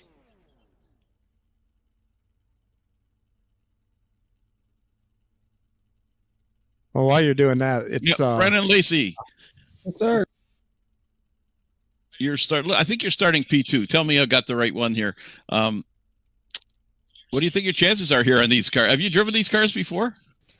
About first time I ever got on iRacing. That's about the last time I've been in a dirt version of one of these, and it's a interesting little thing. I can tell you that much.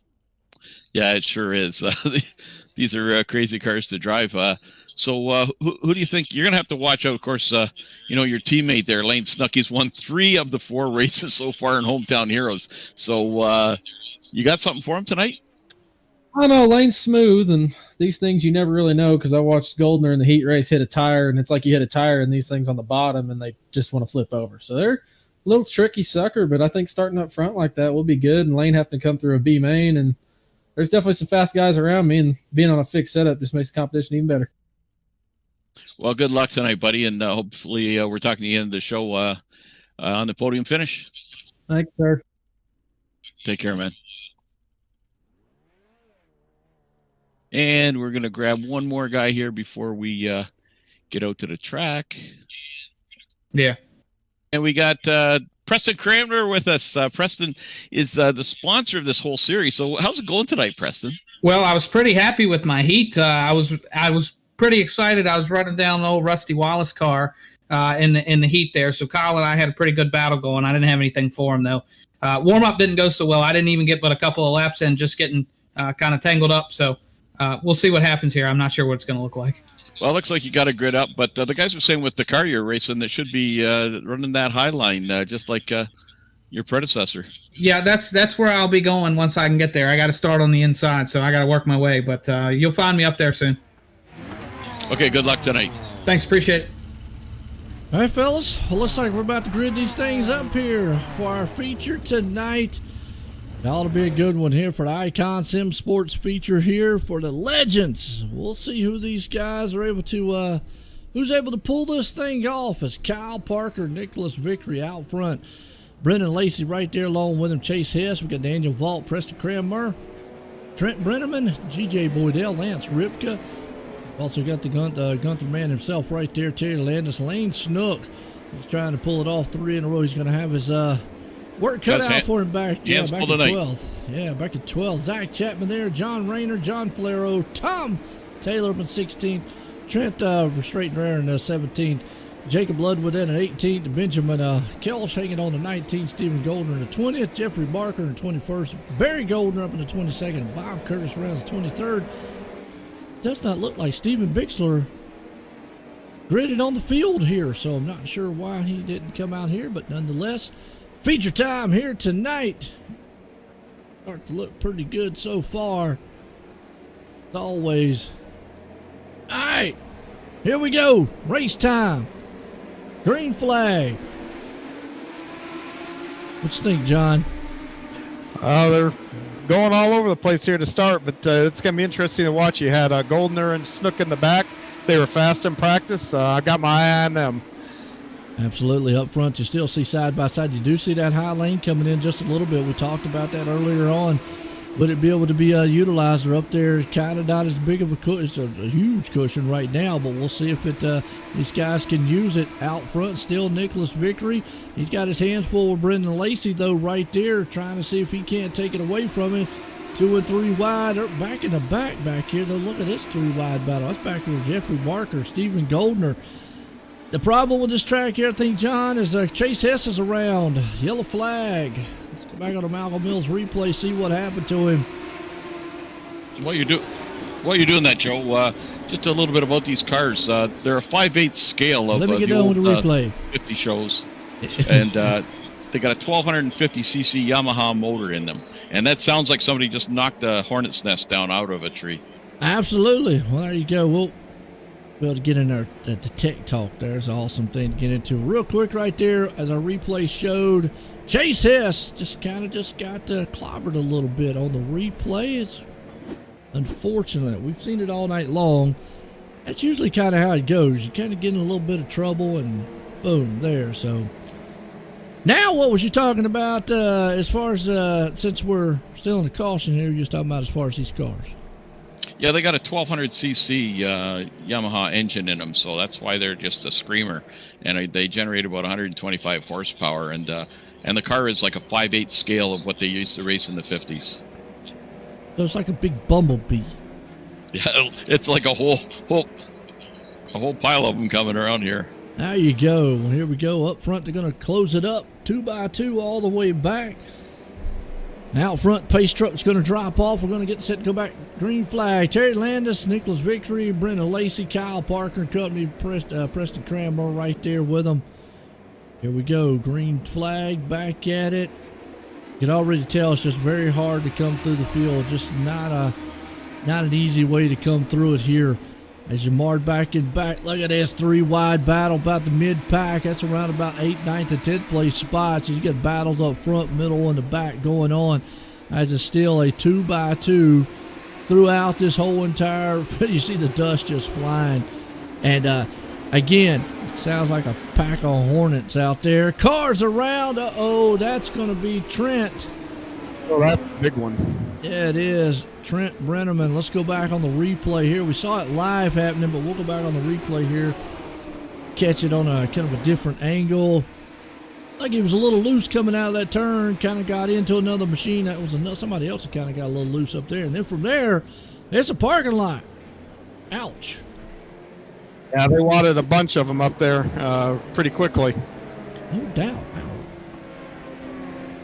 Well, are you seeing anything out here that they can do different? Well, I'm telling you, when they get turned like that, and you saw the guys pile in, everybody at home needs to be reminded, I think, maybe that you're on dirt, not like asphalt where you can roll these cars up. You jam the brakes on, you turn the car sideways. So when something like that happens, boy, I tell you what, you just got to hold on and let momentum take you wherever. But as far as the racing, man, these guys are looking like they're pretty happy all over the track, and I think we're going to have some exciting racing here for the next 15 laps. I like what you said there because it comes from a driver's standpoint. Obviously we got heated, people get heated week in and week out, but I've always said this, even in the broadcast booth, folks, it's racing and on dirt. You cannot stop. I'm not going to say you can't stop like you can on asphalt, because even asphalt at a certain speed is very hard, but on dirt, you're pretty much out of control anyways. So a lot of the contact that a lot of drivers, and I'm going to say, get ill or mad about is out of their control. I mean, it's dirt racing, and it really is, like you say, it's just you're just alone for the ride sometimes. But right now, we got a good 3-wide battle happening, almost 4-wide right here. Some good sliders. That's around Daniel Vault and company. As we're running along here with Gunther and seeing what he sees, he's looking there in his front view mirror. Oh, Kyle Parker around. We got caution out. Let's go back on a Malcolm Mills replay. Ouch, that's one of the Spartan Racing teams back here in this 3-wide mess. And it just gets a little bit clipped going in. Ouch. Yeah, it looked like he got a little loose and kind of tried to catch it and came down the track a little bit. And when you get loose like that, the big thing is you start to scrub speed, and the guy behind you is still carrying a full line of speed, and that's just that's racing, Yeah. Well, and I've always said in my broadcast, I love drivers coming up in the booth with me, because a lot of times, the driver gets up and goes, Joe, what have you lost your mind, man, when you make a call on a pit road or on a caution or something like that? That guy read me over. The angle that we see up here is way different, and sometimes, drivers get up here and they go, man, yeah, I can see the perspective that y'all see up here in the booth that we don't see as a driver a lot of times, 'cause they're really focused out in that front side of that windshield of what's going on. So it's always good to see get a driver up here with me in the booth. You kind of see what we see as we're going back. Green flag. Nicholas Victory still in control of this one out front. Just to give y'all a heads up on one of the guys, Lane Snook, has moved up to 12th, and he is traveling. He needs some green flag laps, I think. Right now, he's utilizing that low line, and he's tearing it up. He's up to 5th. So I think if you give him a solid, and never mind John Rayner around. Uh-oh. Before you, what's that? While you're grabbing that replay, Joe, I just want to remind everybody we got the Pick the Paint contest, so it's not too late to vote for that. So go to GForceRL.com and you'll see Pick the Paint. Just click on the button and fill out the form for your top 3 paints, and the winner will receive a $10 iRacing credit. Absolutely. Well, John Rayner right there just got side by side with another machine. They just came together, tried to get the same real estate on the track. Unfortunately, doesn't work out, and he went around. We're talking about Lane Snook right now, up to 5th place, hanging on to it, and looking good in that all black machine out there as we're seeing. He's up to 5th, so don't count him out. You see right there the 180 machine behind him. Looks like the Cheetah machine there. Nicholas Victory, though, has been in control up front so far. He's had Brendan Lacey right there behind him, and Jeff Flero, and Trent Verstraeten up into the 4th place spot. I don't know, John. What you think? I see Goldner, Steve Goldner moving up too, but nice. Lane and Steve were fast in practice. That's what I was saying. They're coming from deep in the pack, and I'm still going to be watching them here. I think they've got a good shot at getting to the podium, if not winning this thing. And the biggest thing too is we've seen you could pass a little bit better with these cars. You could the 305s on the track as we're getting set to go back green. So I have to be on the lookout what Steven and Lane can do. Remember, Lane's going for that 3 in a row here tonight. He went 2-2 last week, and right there he already gets a good jump, and he's battling out with Trent door to door. He needs a few, and already caution out Barry Goldner around. Unfortunately, Barry Goldner. Let's go real quick here to replay Malcolm Mills and see what happened as we're showing it. Barry Goldner's right there. Might have got a little tag from the back. He got a little loose, not sure from that angle, but either way, just unfortunate. He got the tag from the back. It's just one of those things, again, racing deal. But I can tell you, as a driver, anytime you get hit in the back, you don't care what the circumstances are. It's their fault no matter what goes on. Yeah. They take that old rule on the highway. If you get rear-ended, it's always the guy's fault that rear-ends you. But hey, either way, to me, dirt racing has always been just about short track racing. And short track racing is really, it's competitive. The dirt track things, it's these Saturday nights, and these guys come out here. A lot of them are very competitive, and you do see a lot of beating and banging, more so than I guess what you'd see. Well, I don't know if you do. It's funny because most of these guys will probably agree with me here, but you show up, hey, this is fun, nice little hobby, and then as soon as that green flag flies, our brains get disconnected, and that competitive side gets in. Green flag's back at it again. Nicholas Victory right there taking off because he knows he's got company coming behind him. As if Lane can get a few more of the green flag laps here, he's going to work over Trent as Trent hangs on to that 4th place. Lane jumps right up to 3rd on Jeff Flero. Boy, I tell you what, he is coming up through there. Let's go to Stephen Goldner back here. He's kind of marred in 9th place spot. G.J. Boydell back in 12th. You got Jeremy Barker there along with him. So some good racing throughout the field. And Trent has fallen off the pace. Trent is way back in 15th. I think now he's going in the grass, and he's having some trouble there, John. Yeah, I didn't see what happened to him, but he looks like he's got a little damage on the nose, so he found trouble somewhere, that's for sure. Yeah, didn't say anything. I don't know if he got into contact with a car up front. He was up there about the 4th, 5th. Oh, John Rayner around. No caution. We're still going green. Unfortunately, he's able to jump into the pits there, so it'll keep us green. And look who's in second. Boy, I tell you what, Nicholas Victor's running for his life right now because he's got a young man that's very hungry behind him that wants this lead. Look out, Lane Snook right there. He's going to look on the outside.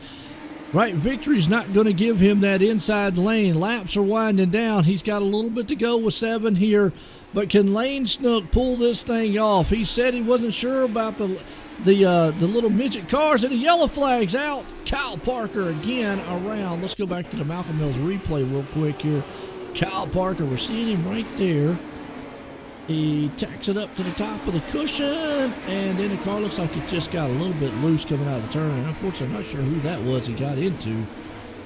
I think it was Terry Landis there, but Terry Landis might have been for a ride. Wow.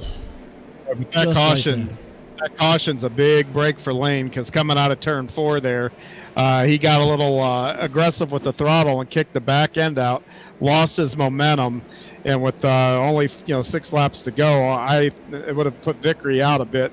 I don't know that Lane could get him, but now with this restart, Lane's going to be right there, and you might want to start. I think this is where we got to cue the Jaws theme. You know what's coming.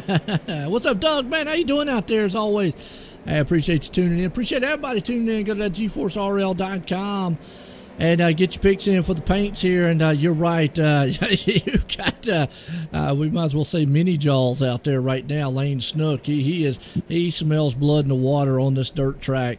And Nicholas Vickery right now, I don't want to take anything away from him. He's fast in his own right.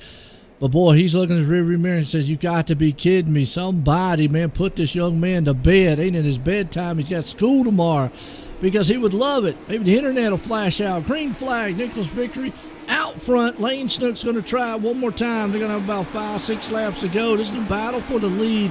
Lane won the first one here tonight for the 305s. And yellow flags out. We got multiple cars in this one. Trent Brennerman around. Let's go back on him and see, because it looks like it's Preston involved. Chase Hess was involved. As you see that 44 machine right there, and not sure who that was. They just kind of went in there and sent it. And then Preston, is that Preston in the Skull machine? No, yeah, Preston in the Skull machine. Yep, ain't it? yep. He's in the hairy gap. Well, he went in there and spit tobacco in somebody. So there you go. Ouch! He ran him over. Monster truck that thing. Yeah, it's easy to misjudge in these things because the closing rate on them is pretty quick when somebody scrubs speed and stuff like that, and those kind of things can happen. It doesn't. The guy that gets hit, that doesn't ever make him feel better, but it happens. Yeah, hate that on there. So now the one thing that this does, the more the laps wind down and the cautions come out, it will benefit Nicholas Vickery, especially if they go single file in the start. They go in a double file start, and then it might help Lane here, but if you get down to maybe with a 2 lap to go scenario, that's definitely going to help Nicholas out. So I don't know, with 4 or 5 to go here, it's going to be interesting. Does Snook have enough to get up there and take this lead away from Nicholas? Or does Jeff have enough to get up there and spoil the party here in the show tonight? It's been a good one here for our Icon Sim Sports feature for the Legends cars. Folks, like I say, don't adjust your computer or anything. That's right, we got Legends on dirt here, Cedar Lake. Go to GForceRL.com, pick your best there for the paint jobs here, and win some prizes and victory. You can see that advantage that the leader gets just on the restarts, and that's what he needs. He needs a single file and advantage, because now it's going to take several laps for Lane to get back in the groove. And if he has to worry about Brendan Lacey back there behind him, as they're going to go double up. But see Lane drive that thing in a turn, John. Yeah, he is, and he's got that middle going. It's going to come down. It's probably maybe last lap here. Oh, Brendan Lacey's around. And caution's out. We're seeing it right there. And you just got several of the cars that had to whoa up. Like I say, that once they try to hit the brakes, they kind of just go around there. We watched that one live, but definitely we'll still want to give a shout out to Malcolm Mills on the replays here tonight. Unfortunate for Brendan, and like I said before, the more that the laps wind down, and here's with 3 laps to go, this is where I think Lane's going to have to just send it into the turns. He can't wait. The problem is Nicholas is going to get that jump on the start. If it was a double file restart, I think it would definitely be very interesting on what Lane could do. But as long as it's a single file, it heavily benefits the leader. I've always said that, because already they've got the advantage of going whenever they need to over the field.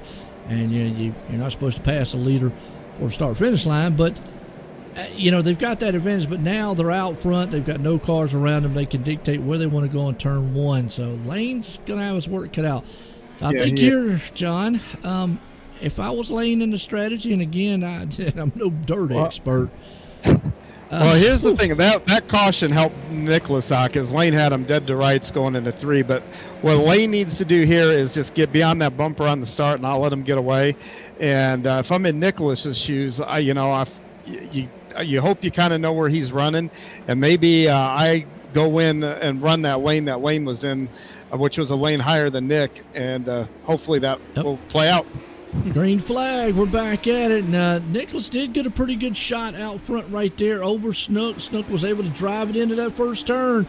He's going to utilize probably this first lap to probably set it up, and he's going to have to just make a last dash effort there on the last lap. He's going to try to do it on the high line.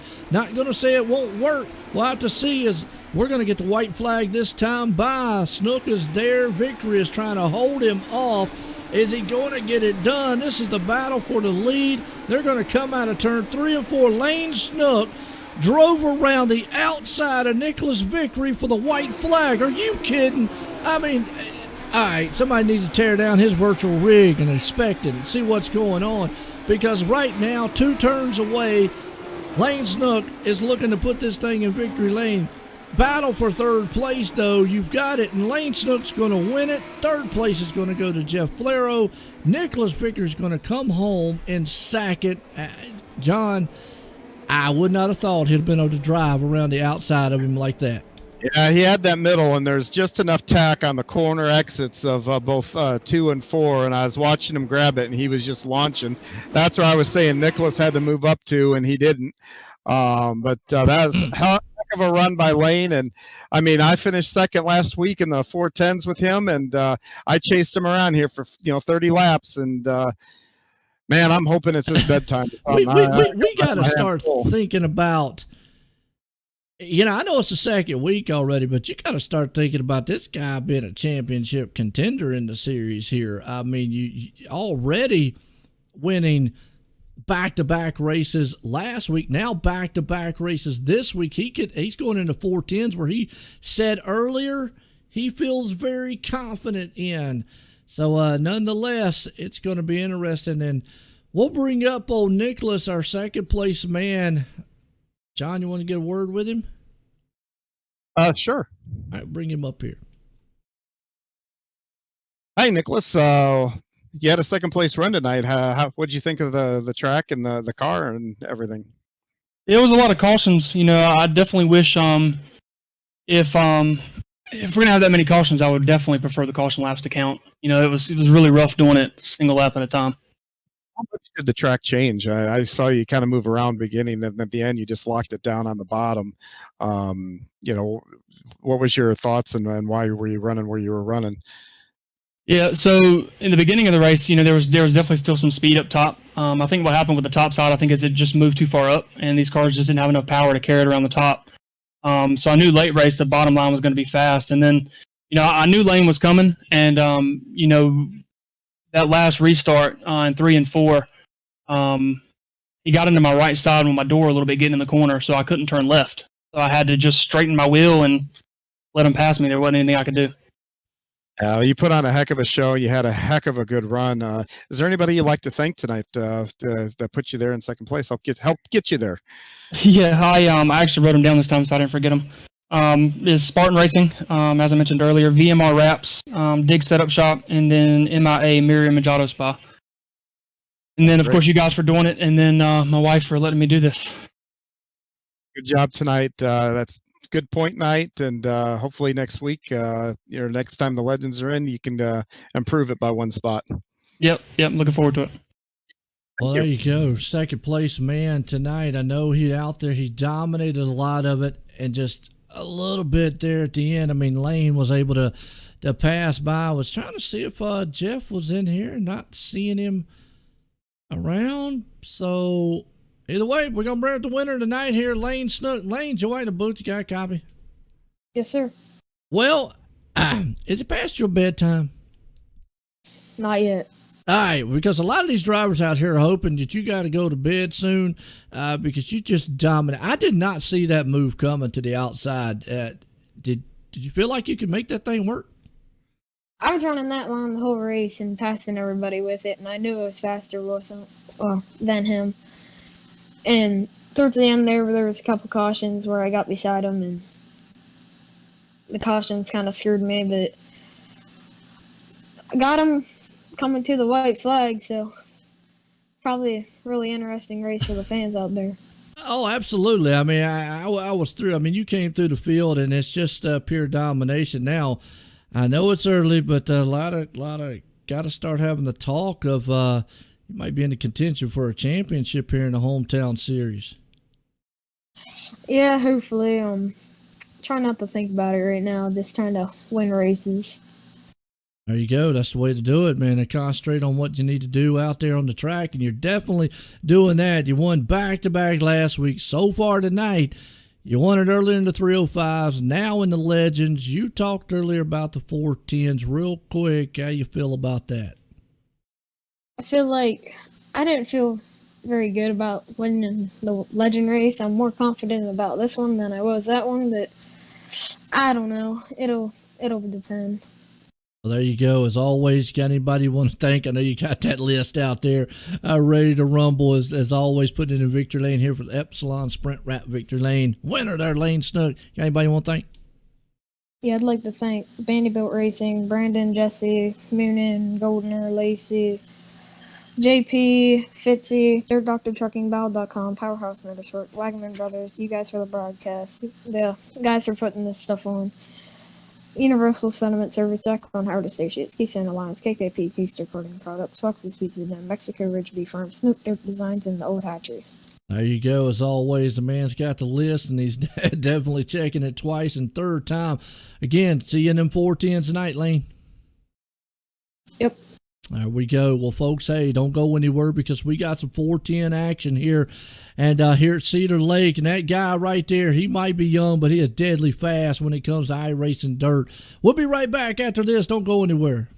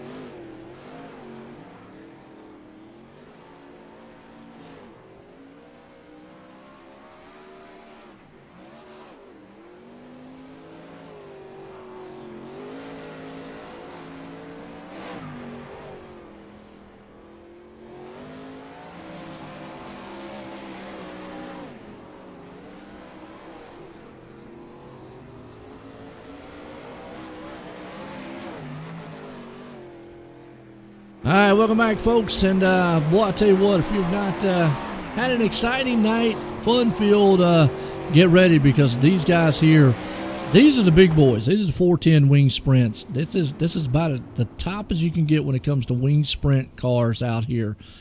You're talking about a massive motor just on top of pretty much a chassis. I've said it a million times. My hat's off to a lot of these drivers, even in real life and on the virtual world, but really in real life, because to me, they're just sitting on a motor with a steering wheel and wheels flying around the track. But we want to give a shout out to Gambler Motorsports out there with a pre-race show all night long. Definitely check them out on Facebook. Awesome race team, races the dirt, sports, asphalt, a lot of endurance races here. Our iRacing League managers. If you run a league, own a league, do anything with a league, definitely check out iRacing League Manager and get yourself hooked up there. You can get all your standings and everything. So there are standing sponsors here, and Spartan Racing, as we're on our qualifying tonight. Spartan Racing team. Not been tonight for the Spartan Racing team, guys. It's been all about Lane Snook and the young boys here. As Lane last week won back-to-back. Didn't do too well in the first race we had in the 305, but then came out the next two races and kind of dominated. Tonight, though, in the 305, he was able to pull it off. And in the Legends, well, it was an awesome pass there with right before the white flag, about 2 to go. He made an awesome outside pass on Nicholas Vickery and then took the win. So that's back-to-back. He's going for the, the trifecta here tonight? Yeah, it's crazy, man. So then this is, pick the podium challenge. It's the 410s tonight. So I know who I'd be picking to finish at least first.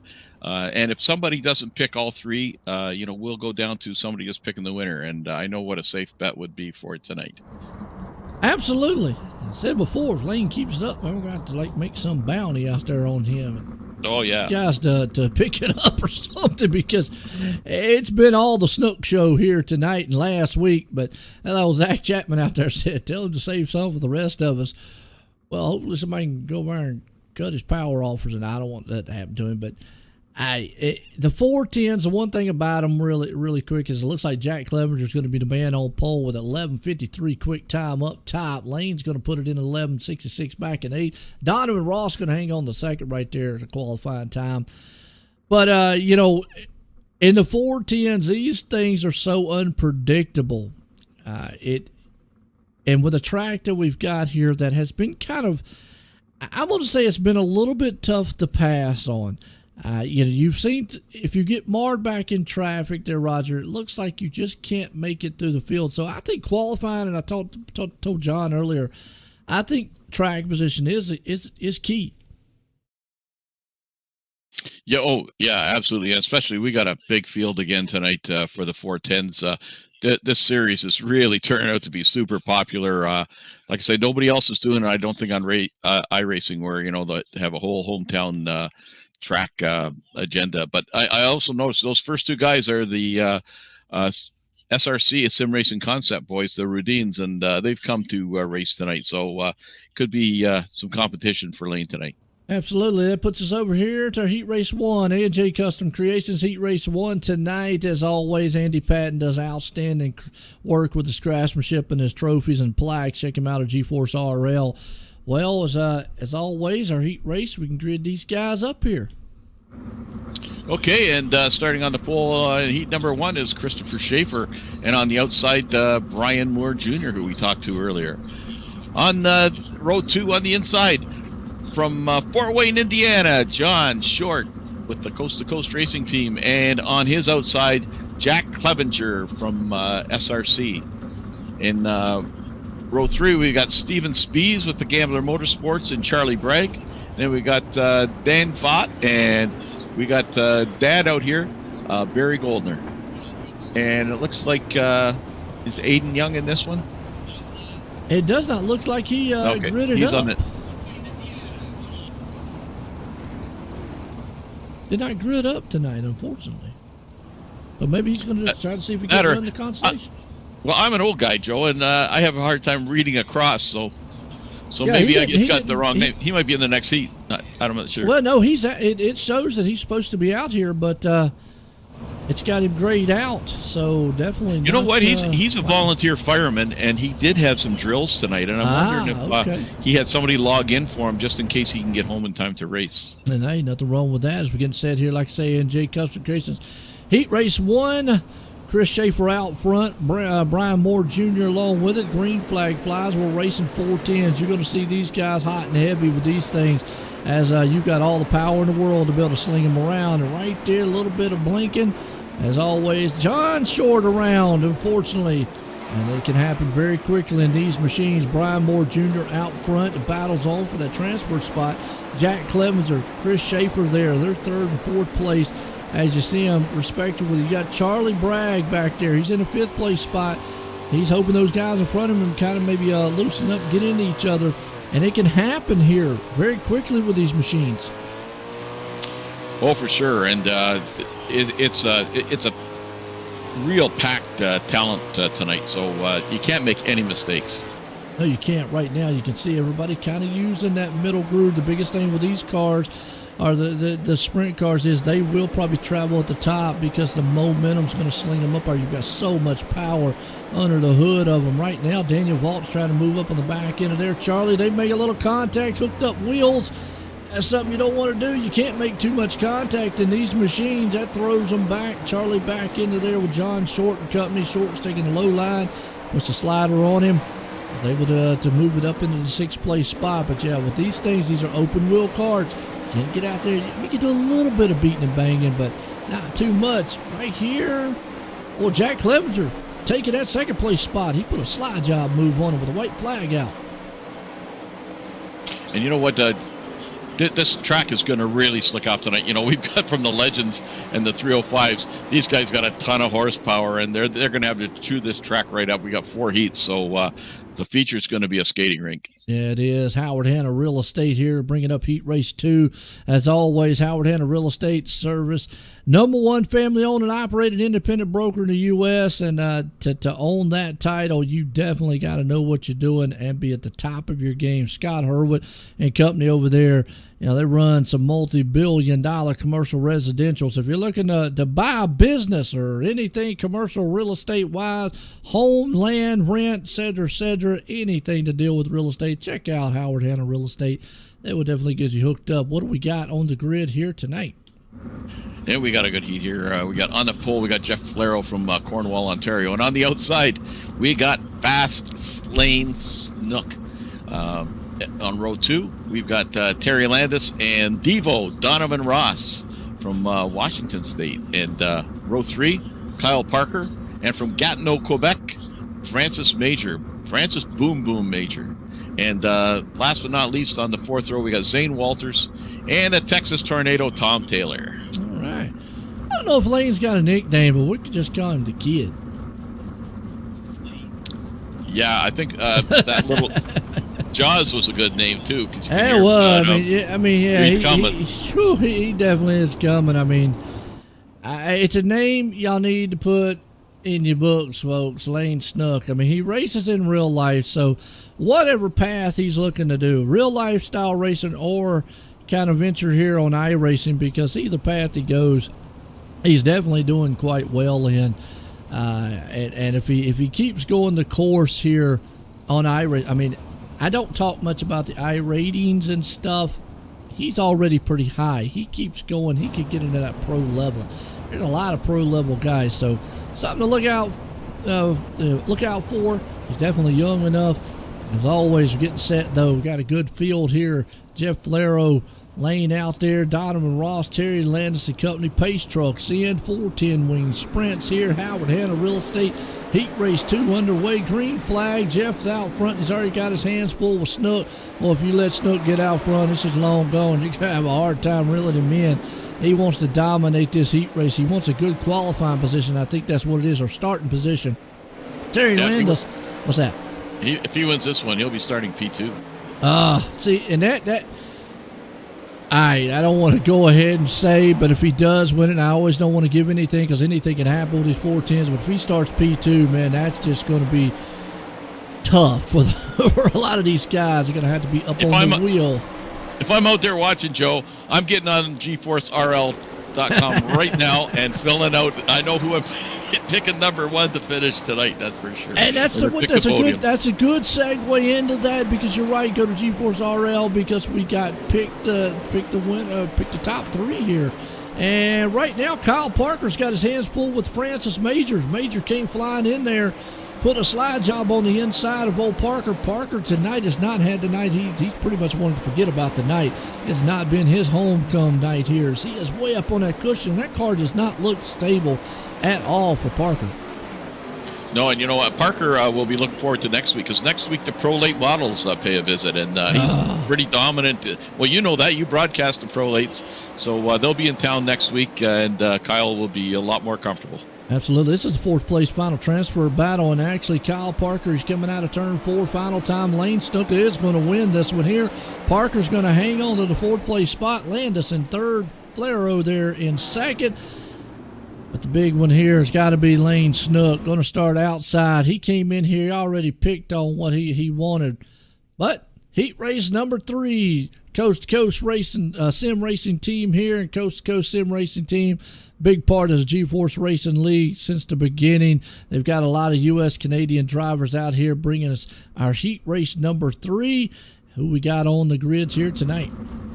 Well, you could call this the executive committee heat, because we got 3 of the executive committee in this heat. So on the pole we got Patrick Spangler, and on his outside John Hine from St. Louis, Missouri. He's one of our executive members, and then right behind him, Vice President Preston Cranmer, and on his outside Jareth Pike, and in row 3 we have another executive member, Jeff Barker, in the 513, alongside Zach Chapman. And then finishing it out will be Chase Hess, G.J. Boydell, and Ben Kelch. Well, it's been a good one so far all night. What's up, Dave? How you doing? Haven't heard from you in a while. Been out there with Dave Everly out there chit-chatting a little bit as always. Love the viewers. Hit those likes, hit those shares on both sides of it. GForce Esports here. Hit the subs over there on OSR Network. As always, we appreciate everybody coming out, watching the great action here tonight for the hometown heroes here for the dirt track racing here, the GForce Racing League. Icon Sim Sport Wednesday night. Patrick Spangler, another one out there. We'll have to see what he can do as he rips off out front. He's got his hands full with John Hine in that boat machine. We'll see if he's got a speedboat or cruise boat. Right now, he's cruising into 2nd. Preston Kramer hanging on to the 3rd place spot. Jareth Pike right there in the 4th. Zach Chapman, though, kind of on the back end. Oh, John gets clips the wall a little bit. Patrick clips the wall. Loses all kinds of momentum. Yeah, and there's 2 lines that have opened up here if you watch them. So it's going to be a wide track as we go through the night. Yeah, it is. You can see the high lane right now really rumbling up on the top side cushion. The bottom's coming in. We're riding here with Zach Chapman. He's got a full front view of what's going on in front of him as he sits in 5th place. He'd like to get that one more spot where he doesn't have to try to race it in. As Pike's right there in 4th. You see Preston battling it out with old Spangler up there. Those 2 guys, men, are back and forth. It's all John Hine. I got to give my hats off to John Hine. He was up in the booth earlier with me, but John has stepped the game up. I know last season, maybe the season before, he had struggled, but it seems like he has learned a lot and now has just stepped this thing up, and he's definitely a competitor out here. Oh, for sure, and he's been a hard charger quite a few weeks last season, and again last week he was driver of the week. And right now he's got one more lap to get it done. Can he hold off Preston Cranmer out of the back stretch? Final time, final turn. Preston Cranmer throws that thing on the inside, but not going to get it done. John Hine's going to drag race him to the line. Cranmer's going to come home in 2nd. Pike up in the 3rd. Chapman's going to hold on to 4th here for our heat race number 3. Pulls us into heat race number 4 here tonight. And Mike Plumman. We're going to do the Mike Plumman one. Yeah, Mr. Plummer. We'll do Mr. Plummer from Atlanta, Georgia. All right, Mr. Plummer, Atlanta, Georgia. And I tell you what, I got definitely a newfound, I don't know the word I'm looking for, but for plumbers out there after me and my wife was working on a commode earlier. So who we got on the grid here tonight? Okay, heat number 4 on the pole. We got Jacob Ludwig, and on his outside, Brian Moore Sr. from Kansas City, Kansas.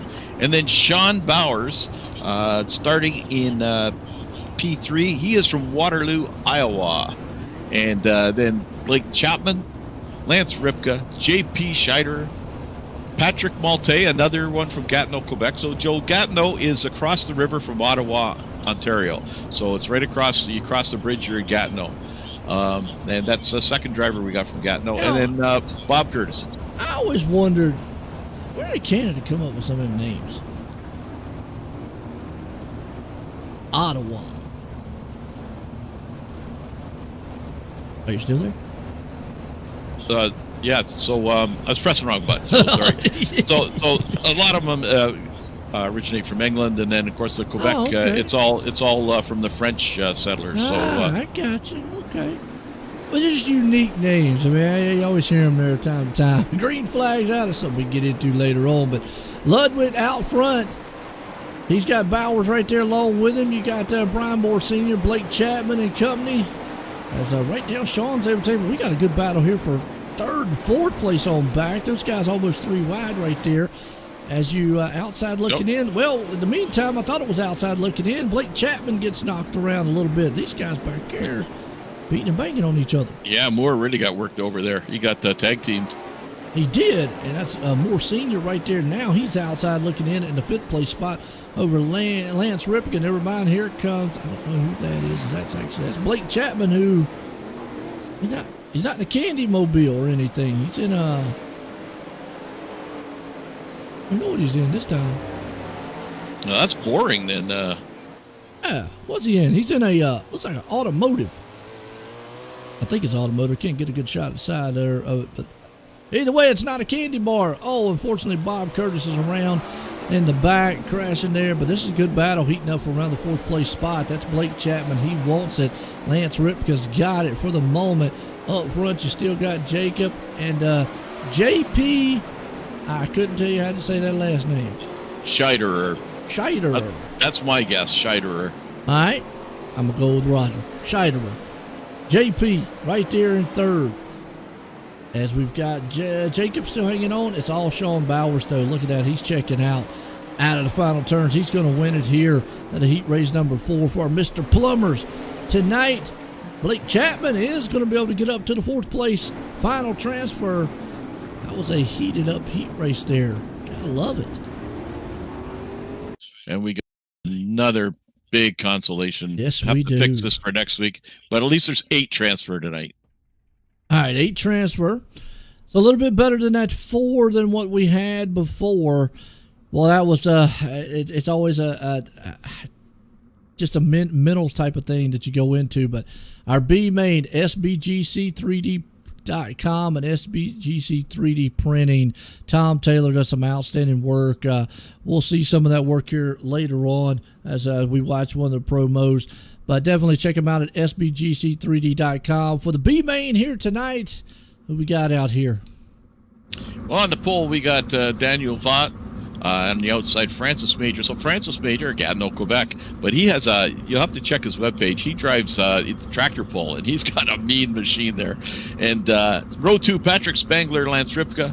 Row 3, Shorty, John Short on the inside with Zane Walters on the outside. Ben Kelch and Brian Moore Sr.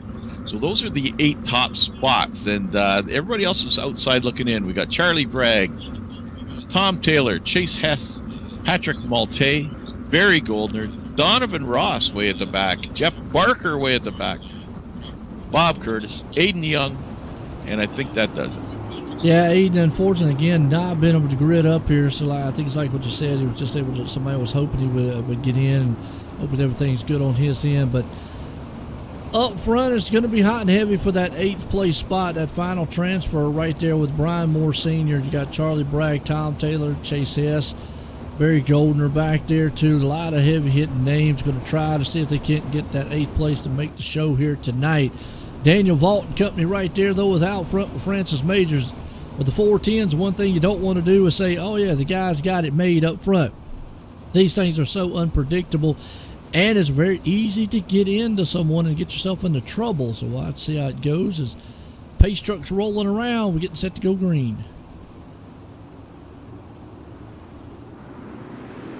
Green flag. We are racing here.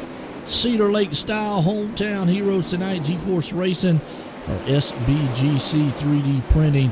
Already mixing it up. John Short falls to 4th. We're watching around about this 8th place spot because it's a battle. Oh, Donovan Ross, Chase Hess wrecking and crashing. But you see some slide jobs happening up front with Lance Ripka, Patrick Spangler, John Short and company there. That's around about 3rd, 4th, 5th place spot. Brian Moore Sr. still holding on to that 8th place transfer. And right behind him, Charlie Bragg is trying to close in. The problem is he's got Patrick Maltese. Is it Maltese? Malte. Okay, Malte coming on to the inside there in the picture, giving him a little bit of trouble. Never mind, Tom Taylor switches it up. Comes up to the high side on the cushion, trying to see if he can't get that 8th place spot. He's got to get around, and actually he is right there on Brian. Tom Taylor might take it away as G.J. Boydell's crashing in the back, unfortunately. And right there is kind of maybe what Tom Taylor needs. Lance Ripka's in trouble now. He got mixed up just a little bit, but these guys are racing hard for that last transfer spot. Yeah, and there's a flock of them there, and they're all on different lines. Absolutely. You got Tom Taylor still right there outside, barely looking in. You can see him in that white and blue car up top. And that destroyed all his momentum as he falls all the way back to 10th. Lance Ripka still hanging on to the 8th place spot. Now, Lance, for the moment, looks okay as Brian Moore Sr. and him battle. You got Patrick outside. Patrick's that car right there down low, folks. Let's see if he can't get up here. He's hoping maybe Brian and Lance gets up there and gets tangled up just a little bit. In the meantime, it's all majors out front. He's got John Short behind him. And behind there, these two guys have been battling for the last several laps. John Short, Patrick, Daniel Vault and company. White flag one more time. Uh-oh. Patrick Spangler off the wall. Are you kidding me? White flag. Patrick Spangler was sitting up in about the 3rd place spot. Guess what? Outside looking in puts Patrick in the show. Malte in the show tonight. And Patrick Spangler, just like that. I told you, 410s are unpredictable. Majors wins it, but wow, that's going to put us in our Icon SimSport intermission, folks. Definitely Icon SimSports. I've said it multiple times here. Check them out at iconsimsports.com. If you're big, small, little, whatever size, it doesn't matter. They'll put you in a rig that'll fit to you and make you feel comfortable at that doing it, because there's a lot of rigs out there that just don't have that kind of feel to them. So check them out at iconsimsports.com. As always, we're here tonight. GForce Racing League. That has been a good one for the hometown heroes. Check them out at GForceRL.com. Get your picks in for the top 3. It's on the website right there, GForceRL.com. Oswegan Race Source Driver of the Week's here, and Oswegan Race Source Canadian's choice for your sprint cars, parts, accessories, and consumables. I guess they could do North America too if you'd want to get up with them, but they also, man, they are definitely fast growing. Actually, it just says right there in North America. So if I read a little further, absolutely, but they are part of the world famous Oswegan Speedway. So check them out there for more information. Oswegan Race Source. Awesome for them to come on board. And as always, GForce Esports on YouTube, which we're live here tonight. Hit the likes, hit the shares, check out the scheduling, because we're live on this on GForce Esports on YouTube Monday, Wednesday, Thursday, and Friday as always. And I want to appreciate them too out there. As we're going to step away and get a word from a couple sponsors here. We'll be right back, folks.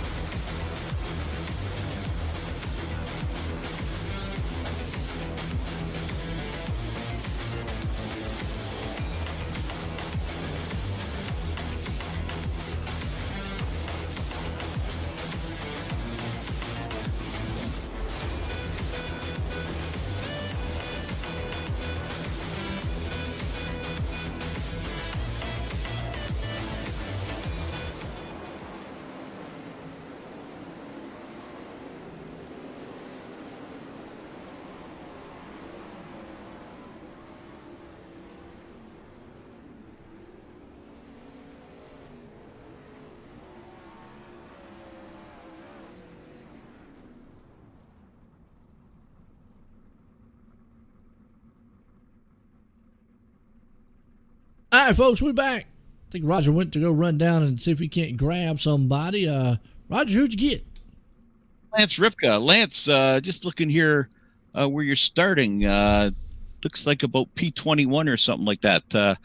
How's the track look for you tonight? Yeah, it's pretty slippery. It's P22, by the way. So I'm kind of a long ways back there, but only one way to go forward. And more impressive if you get a hard charger, coming from P22 instead of 21. Yeah, we just try to keep the wings on it. We can do that. I think we can pick some off here and there, but just want to keep it clean, and it'll be what it is at the end. Okay, good luck tonight, buddy. All right, thanks. Yeah, is that all? Is that the only one we're going? We got somebody else. No, I got Shorty, John Short. John, you got your ears on there, buddy? Yeah, you guys got a copy? Yes, we do. It looks like you're starting P18. So what are your thoughts on this? Where do you... Well, I know where you'll be running, but how do you think it's going to go? Oh, it's going to take a little time to work through some guys. I'm sure it'll be pretty crowded at first. Just got to be able to keep the wheels under me and go where guys aren't. I know where I want to be, but it's probably up on top, but I don't know if we'll be able to get there for a little while with all the crowd in front of us. So hopefully we get some time with cautions and able to pick through some guys and have a run at it at the end. Well, you won the Renegades race a couple of weeks ago, so you're hot, and see if you can pull it off tonight. Good luck, buddy. Thank you. Well, there you go. I tell you what, we had John up here earlier on talking, and that's going to pull us over to our feature here, Roger. It's going to be good when Icon Sim Sports, and we've talked about Icon Sim Sports just multiple times, and folks, just check out iconsimsports.com. If you want to get into iRacing and looking for a great league, great league. If you're looking for a great league, check out GForce Racing League. There you go. But if you're looking for a great rig to get in to race in a great league, check out Icon Sim Sports. Got a little tongue-tied right there. But who we got gridding it up here? We got 24, some awesome ones out here tonight. Oh, yeah, we got some great drivers out here tonight. And on the pole, we got Brian Moore Jr. He's been running really, really good tonight. And on the outside, surprise, surprise, we got fast lanes. Get the picks in, folks. and John said he chased him around the track last week in the 410s, and he's starting in P3. And P4, one of the top runners in the Renegades, Sean Bowers. And Sean Bowers is just wait to get that break to get right on the top of the podium. So maybe tonight's the night. And then another top runner, Jack Clevenger, along with Jeff Flero. And then Preston Cramner and JP Scheiderer, Steven Spies and Terry Landis. Then we got Jareth Pike and Jacob Ludwig. Then Chris Schaefer, Kyle Parker. And then we got the Chapmans, Zach and Blake Chapman. Then Francis Boom Boom Major and John Shorty Short. Dan Vaught, Zane Walters, Ben Kelch, Lance Ripka. Then Brian Moore Sr., they're bookends tonight, one end and the other. And then Patrick Malte starting P24. I was fixing to say, look like Jeff right there. Little problems maybe on his end at home, and hope everything's okay. Obviously, just did not go when the field started to do their caution parade lap right there. Hope everything's okay on his end. Well, knowing Jeff Flero, he might have been outside for a smoke and never got back in time. Oh, well, right now, green flag. And I tell you what, don't look now, folks, but that's who's up front. Caution now. Oh, no, Preston Cranmer around. Let's go back and watch on the Malcolm Mills replay. See what happened to him. He's right there in that, looks like in the orange, and he's just got a little tag. Well, it don't take much, does it? I mean, that didn't look like a lot of contact between those two. Wow, but guess what? Wow. Well, Brian Moore's going to get his lead back because obviously in iRacing, let me explain this real quick. Yes, Lane Snook took the lead before the caution, but what happens on the timing score of iRacing when we don't count laps, it reverts back to the last lap in the last position. So Brian Moore Jr. was there. Lane Snook's in the second, John Hine. And as far as I know, voting should be closed for the 410, right? No? Yes. Yep, Okay. it's close. I would think it would have been, because it would kind of been like, well, yeah, we know who's going to be up front. Lane Snook out front. Well, as soon as the green flag flies, the voting is closed for that. But you can still vote for your favorite paints from the Legends, and people can go during the week. People can go to GForceRL.com, go to the dedicated Hometown Heroes page, and we'll be posting all the guys' paints of their Legend cars, so people can go there. Absolutely. Well, it's Brian Moore Jr. out front. The green flag flies, and these single file restarts is what he definitely is going to want to see, because it's going to hold Lane off. Well, never mind. I said it was going to hold Lane off for a while. He took a slide job and just flew to the front. Oh, we got cars. Oh, no, my bad. It's just a ticker flipping around on me. Thought we had some cars going around. John Hine hanging on to the fourth place. Sean Bowers jumps up to the third place. On him, though, he's got his hands full with Jack Clevenger. As the meantime, Snook out front. Can it be done tonight?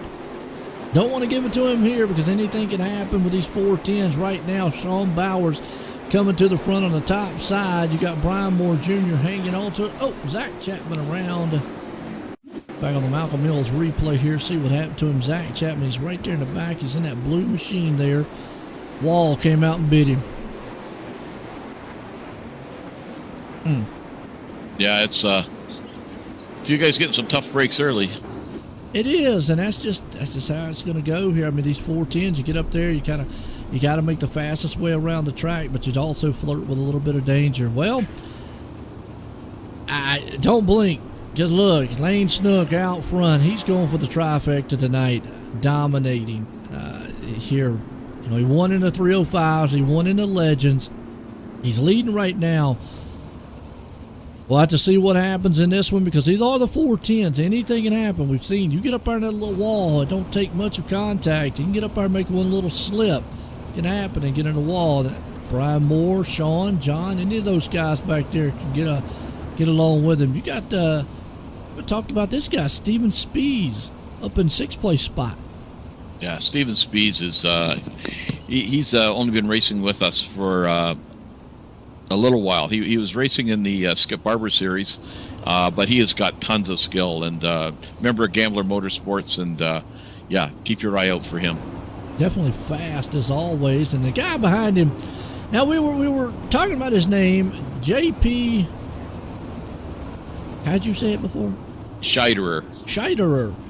And he came out there and said, y'all got the name right, but, and I gotta say it, he said he likes better Skatatata. I have no clue how that works with his last name, but nonetheless, that's what he said. I tell you, he's sitting in the 7th place spot, and well, in the meantime, they were talking about him. Might have got excited. Usually that's one of the broadcast things, kind of jinx him a little bit. He's up to 6. Well, Brian Moore Sr. right there trying to utilize the low line. You see Lane way up on the top side. We've not seen anybody utilize that low line all night long. Well, we have earlier in the other cars, but not with a 410. Let's see if it works. As you see Sean Bowers up there on that top end. John Hine is hanging on to the 4th place spot back there. Top. I tell you, what can these guys do to get up there and reel in Lane and the company? I don't know. You know what? In real life, I know he's only 12, but he is a state go-kart champion, so he comes to play all this skill, honestly. Absolutely. Here tonight for the Hometown Heroes here at Cedar Lake GForce Racing League here for the Icon Sim Sport. Feature, good one for the 410s, and we're watching JP right here. He's got a good battle going. You see 3 wide. It's about the middle of the pack, 8th, 9th, and 10th place spot, respectively. You got Blake Chapman. I mean, look at this. It's a traffic jam right here on the dirt. It's that's what I've been watching. It's just a gaggle of cars here, just racing together, and it's amazing to watch. Yeah, it is. Good battle right there. As you see Blake Chapman sitting in 11th, tearing up that top side. Now, one thing we do have to say about Lane Snook is John Short's around. Ouch. And I was about to say about Lane Snook because he was about to catch lap traffic, but now that's all for naught. Let's go back on the Malcolm Mills replay. John Short right here down low. Oh, he just wrong place, wrong time. 2 cars in front of him checking up, getting together. And that's just a product of, well, like I said, wrong place, wrong time. All right, if you're Sean, John was able to get up, looks like maybe up to third. Able to make the pass on Brian. Yeah, and Bowers is sitting there in second. So if anybody can do this, I think it could be Bowers. What do you see that they got to do? I mean, Lane's not giving up that high lane. He's fast up there, rocket ship around. If you're Bowers or John, I know John said earlier he chased him around last week. What do you do? I don't. You got to get close enough to him to at least pull a slide job on him, and that's part of the problem. Now that he's got the lead, he's got control of the race, and he's got no obstacles in front of him. So unless he gets in lap traffic, and we still got 17 laps to go, so that could happen. It could. He was almost getting in lap traffic. I was about to say that until the caution flew because he was coming up on it. And you're right. That might be the thing because you got to get him off his line. I say this a multitude on the asphalt side of things.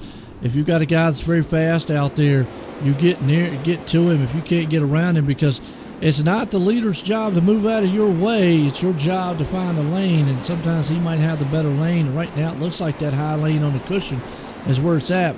As you see Sean, John, both up top there on that cushion because they understand. And look at Steven Spees. I think if he can get some green flag runs and get around some of these guys, he might be able to give a battle up front here. He's got Brian Moore, but look at Spees to the inside. Yeah, and he's chasing his teammate John Hine there and putting on a good battle. Yeah, it is. That's actually for the fourth place spot. John sitting in third. Kyle Parker, another one. Boy, tonight's not been his night, but he's in something that's deadly fast. He's up to fifth right now, so he's come through the field pretty good.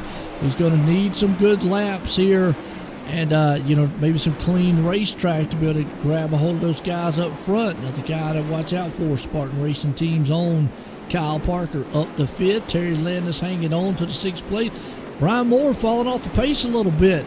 He's trying that low line, and I just don't think it's working in these 410s right now.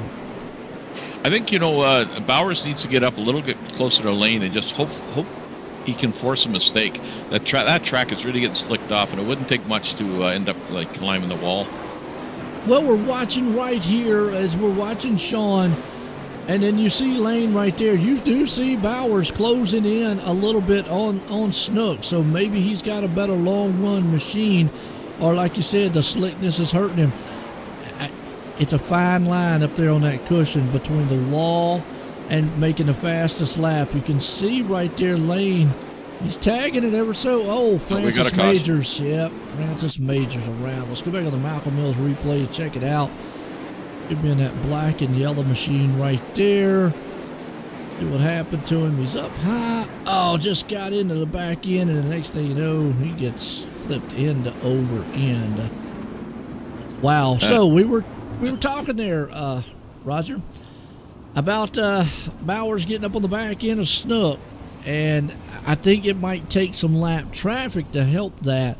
But with these cautions coming out, kind of wrong time for Bowers, I think. Yeah, he needed a lot of green flag laps.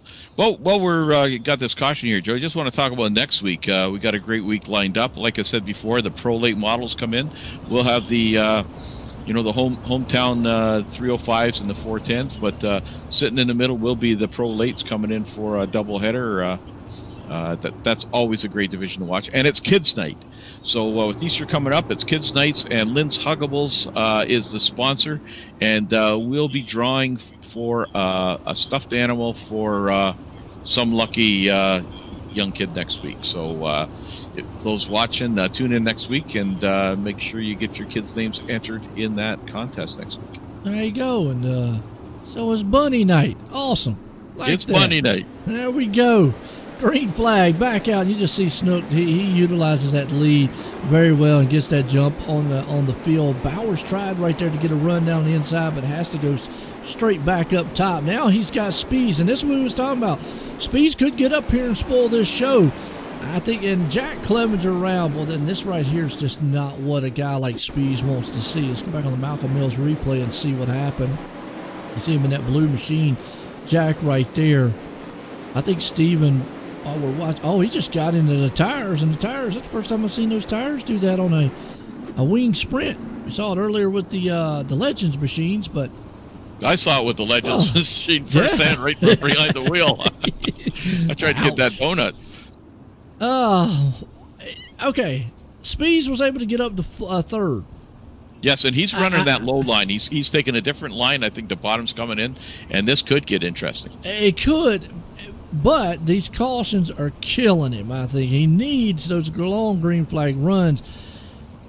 But at this point, I don't want to say it. I mean, I don't know how much, Snook now is looking, going, I don't know who's coming through the field. Obviously, they have relatives that can see it. But Snook might be saying, okay, it might be fast, but Spees is coming up through here. If we give him this long green flag run, he might be able to run us down. It's only going to be 8 to 7 to go when we go back green. On dirt side of things, that's not a lot of time if it does go green, because these guys are running 13-second lap, 14-second lap times around this track. It will go by very quickly. So he's going to hope that maybe Bowers holds up Steven back there. Lane does, and we'll have to see. His lights off on the pace truck. Here we go. Green flag, and you just see Lane just gets another jump out for it. Yeah, he utilizing that lead to his advantage, and they're on the low line. Now that's what Lane wants to see. He wants to see Bowers protect that inside lane, or drop down, and here we go. Bowers was able to get a slider on him. We got a battle for the lead. Yeah, it's looking good. I thought it was going to be Speeds doing that, but Bowers is putting on a show here, and looks like he might be getting them. And it's going to all depend on the drive he gets coming into the turn, because going off the turn, as far as the low line goes, you're not going to get the drive off. And if Lane Snook makes a mistake, he's going to have to be dead perfect up on that top, because one little slip, and you're going to see Bowers take that lead from him, because he gets that shot going into the turn. And yellow flag, John Hine around. Unfortunately, somebody, as I always say, punched a hole in the boat. Well, let's see what happened to him on the Malcolm Mills replay. Yeah, a little contact between him. I'm not sure who that was. They just came together, and unfortunately, John paid the price. And then you see him on the tail end there, get smashed. I think it might have been Parker. I heard him come online saying something there. Probably apologizing. All right, Roger. Here's the thing. We saw Sean on that restart kind of got to worry Lane a little bit, because if he's able to get that slider completed going in and make that slide job, does he move all the way up the track and block a little bit on Snook? He will give up a lot of momentum doing that, or does he stay low? Problem is, if we saw it go away, he's not going to have a lot of time to get this done. Does Lane go down low to block that momentum and take a chance that Speeds doesn't just kind of drive that thing and send sail into the turn up high? I don't know. It's going to be interesting. He's got to get a good start. Bowers has got to get a good start. That's the key, because there's not much time left here. Yeah, it's not. I mean, you're going to work on 2 laps. Essentially, almost like a green-white checkered here. We're going to see what happens. Lane's going to obviously going to get that control of the field and get the start that he wants. He's going to have to maybe try to time this a little bit different. He does. He's green flag, and you see right there, Lane Snook gets a good run. So you're going to see Bowers just drive that thing on the inside, and he can. Problem is, it didn't stick like it did before. They're going to come around turn 3 and 4. There he's on the inside again. Spees is there. They're going to come out of turn 4. Clock. They should one more time around. Excuse me. They're going to get the white flag. Does Bowers have enough to sneak up in there? Lane's got to be perfect for every one of these laps. Don't want to catch that inside. You got Spees right there falling off the pace. White flag. Doesn't matter what happens at this point. This race is over. So does Bowers have enough? He's going to have 2 more turns to get it done. I don't think he's going to. Lane Snook says, I'm going to go down here on the bottom. Lane Snook is going to take the trifecta tonight. Sean Bowers gave him a race. Oh, yeah, unbelievable. Steven Spees comes home in 3rd. I'm going to tell you, is it going to be anybody that can stop that young man here in this division, because he's dominated these last 2 weeks. Wow. Bowers tried everything he could, but what a race to finish this one off. Oh, that was just Might as well rename this the Lane Snook Show instead of Hometown Heroes, because he is just, and these are fixed setups. I mean, it's his skill. It's crazy, man. He's just been so dominant. But that was a good run. It was a valiant effort by Bowers and Spies. Just couldn't get into. I think it would have got interested. We could have got into lap traffic, but a few too many cautions. Lap traffic and some long green flag runs. I think it might have been a good one. I think the cautions at the wrong time hurt Bowers and Spies, but nonetheless brings third place man up here. Let's get a word with the Spies. Steven Spies, congrats on a good race, buddy. Thank you. I'm worn out. It's been a long time since I've run these 410s.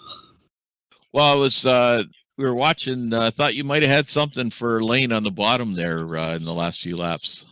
I think if I keep coming back and running it every week, I'll kind of get the muscle memory back, and maybe I will. It was tough to keep it slowed down enough to stay down there on that little bit of tack and be able to get anything coming off the corner other than spinning the tires and flipping it sideways. So I'm thrilled to death to get third here. Well, it was a good show, and for not being out in the 410s for a bit, it was a real good performance. Anybody you'd like to thank? We got to thank Preston and Epsilon Sprint Wraps for putting the wrap on this car. I think it has made me faster, so go spend money and get one of those with Preston. Thanks to all you guys at GForce that do everything. It's a fun league, having a good time here, and it's not official, but I think John Hine was saying something about putting a pretty large cash bounty on Lane for next week, so you might want to check with him about that, Roger. Yeah, there might be a few guys ready to put a bounty on the kid. That's for sure. Put on another amazing performance. But so did you, buddy, and good run tonight. Thanks. There we go. Well, we was talking about it earlier, and me and John was talking about it, and I brought it up. I said you might want to start on a bounty with it there. You hear that terms in real life, but it's been an awesome show. Well, this guy came home in second, Sean Bowers. Sean, great race tonight. I thought you were one of the guys that might have a chance at this, but did you have anything for Lane at the end? I was just trying to keep him within striking distance. I was really hoping to kind of catch the lap traffic there, but unfortunately, every time we did, the yellow flag came out. Yeah, that's what we were talking about up here in the booth. Was that could have been where the difference was made, but unfortunately, those cautions kept coming out. But was there any way you could have beat him? I saw you going low, and you just couldn't quite get enough grip off the bottom. But do you think you could have had something for him there? 1 and 2, it seemed to hook up pretty good there at the bottom, but coming off of 4 there was not enough grip there to kind of get a run on him, and there was he just carried his momentum around the track. And 3 and 4, he was just better than I was in 1 and 2. Now, have you run many laps here at Cedar Lake? When it first came out, I obviously ran a lot because that was a lot of the hosted races here. But as of late, no. Well, hopefully over the next few weeks you find some lines here that we can give this kid a bit of competition. Yes, sir. It's awfully fun, man. Okay, anybody you'd like to thank there, Sean? Yeah, all the guys over at the Firm Motorsports, Apex Auto Glass and Tinting, ABR Setup Shop, Butt Kicker, Mazin's Transport, 2-1 Designs, Fine Line Designs, Justin Sick Photography, and Siebers Race Media. Sounds like you got a piece of paper like Lane has there. We got it all posted in our Discord. That's beautiful, man. Great run tonight, and look forward to seeing you back next week. Thank you. Here you go, second place man, Sean Bowers. Like I say, almost was able to pull it off. Just had to have a few more things. Well, all right. What do we say, Joe? Man's got a rocket ship. It's all we can say. But we just got to say the kid up here. I mean, Lane, is there any words to say? You came out here and just dominated all 3 series tonight.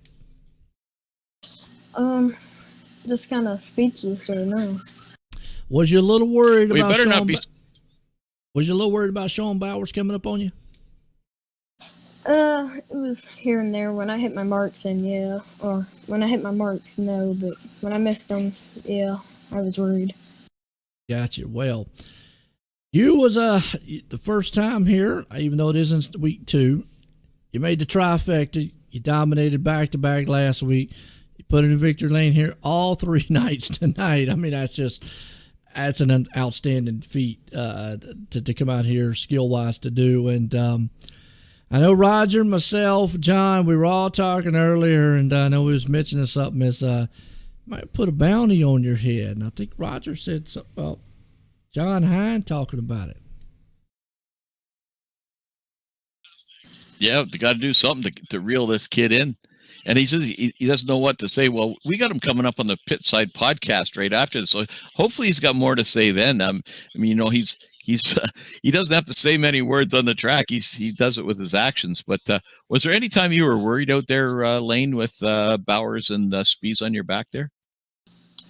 I wasn't super nervous, but I knew Bowers was right there. But if I hit my marks, then I knew I'd be fine. But I was kind of missing them there towards the end. And that track must have been pretty slicked off at the end with all the action we've had on it tonight. It was really slick, actually. I don't know what happened further back through the field, but I don't know if it made for good racing or not. But it's definitely my kind of track, and I don't know. I like it a little bit tackier in this, but it was pretty. It was like last week, just a little bit slicker, but it was pretty fun. Well, you know, Joe, it's going to get interesting next week because we got this hot shoe rule where if a guy wins 2 features in a row, he starts the next one at the back. So he's going to have his work. We'll put the ultimate challenge out for Lane next week. See if he can pull that one off. If he does that, then we might as well just rename the whole series the Lane Snook series. But these are all fixed. Everybody's driving the same car. This is what's scary about this kid. You did a great job, Lane, and can't say enough about your skills here. Thank you. You got the piece of paper out, buddy? Yeah, I do. Let her rip. I'd like to thank Velocity Designs, Vanderbilt Racing, Jesse, Brandon, Goldner, Moonin, Fitzy, Lacey, JP, Dirt Doctor Trucking, Bio.com, Powerhouse Motorsports, Wagner Brothers, you guys for the broadcast, you guys for the GForce Racing Leagues for putting this stuff on, Universal Settlement Service, Jack and Hart Associates, Keystone Alliance, KKP, Keys Recording Products, Fox's Pizza Den, Mexico Ridge Beef Farm, Snoop Dirt Designs, and the Old Hatchery. Well, I'll tell you what, as always, there's our winner, Victor Lane, and I know Roger's going to get to talk to you a lot more there in the Pit Stop podcast and get to ask too much here to you. But again, congratulations on that win there, Lane, and as always, dominating performance here tonight. Thank you. All right, there we go. Well, we're going to leave folks here tonight. What an awesome one here for the hometown heroes of Cedar Lake, the 410s, and that young man pretty much just clean sweep from the start to the finish. 305s, Legends, and the 410 wing sprints all put in the Victory Lane Snook. It's an outstanding night here. Tune in next week. We got some more action. Also got some more action tomorrow night on the GForce Esports. As always, myself, everyone, have a good night.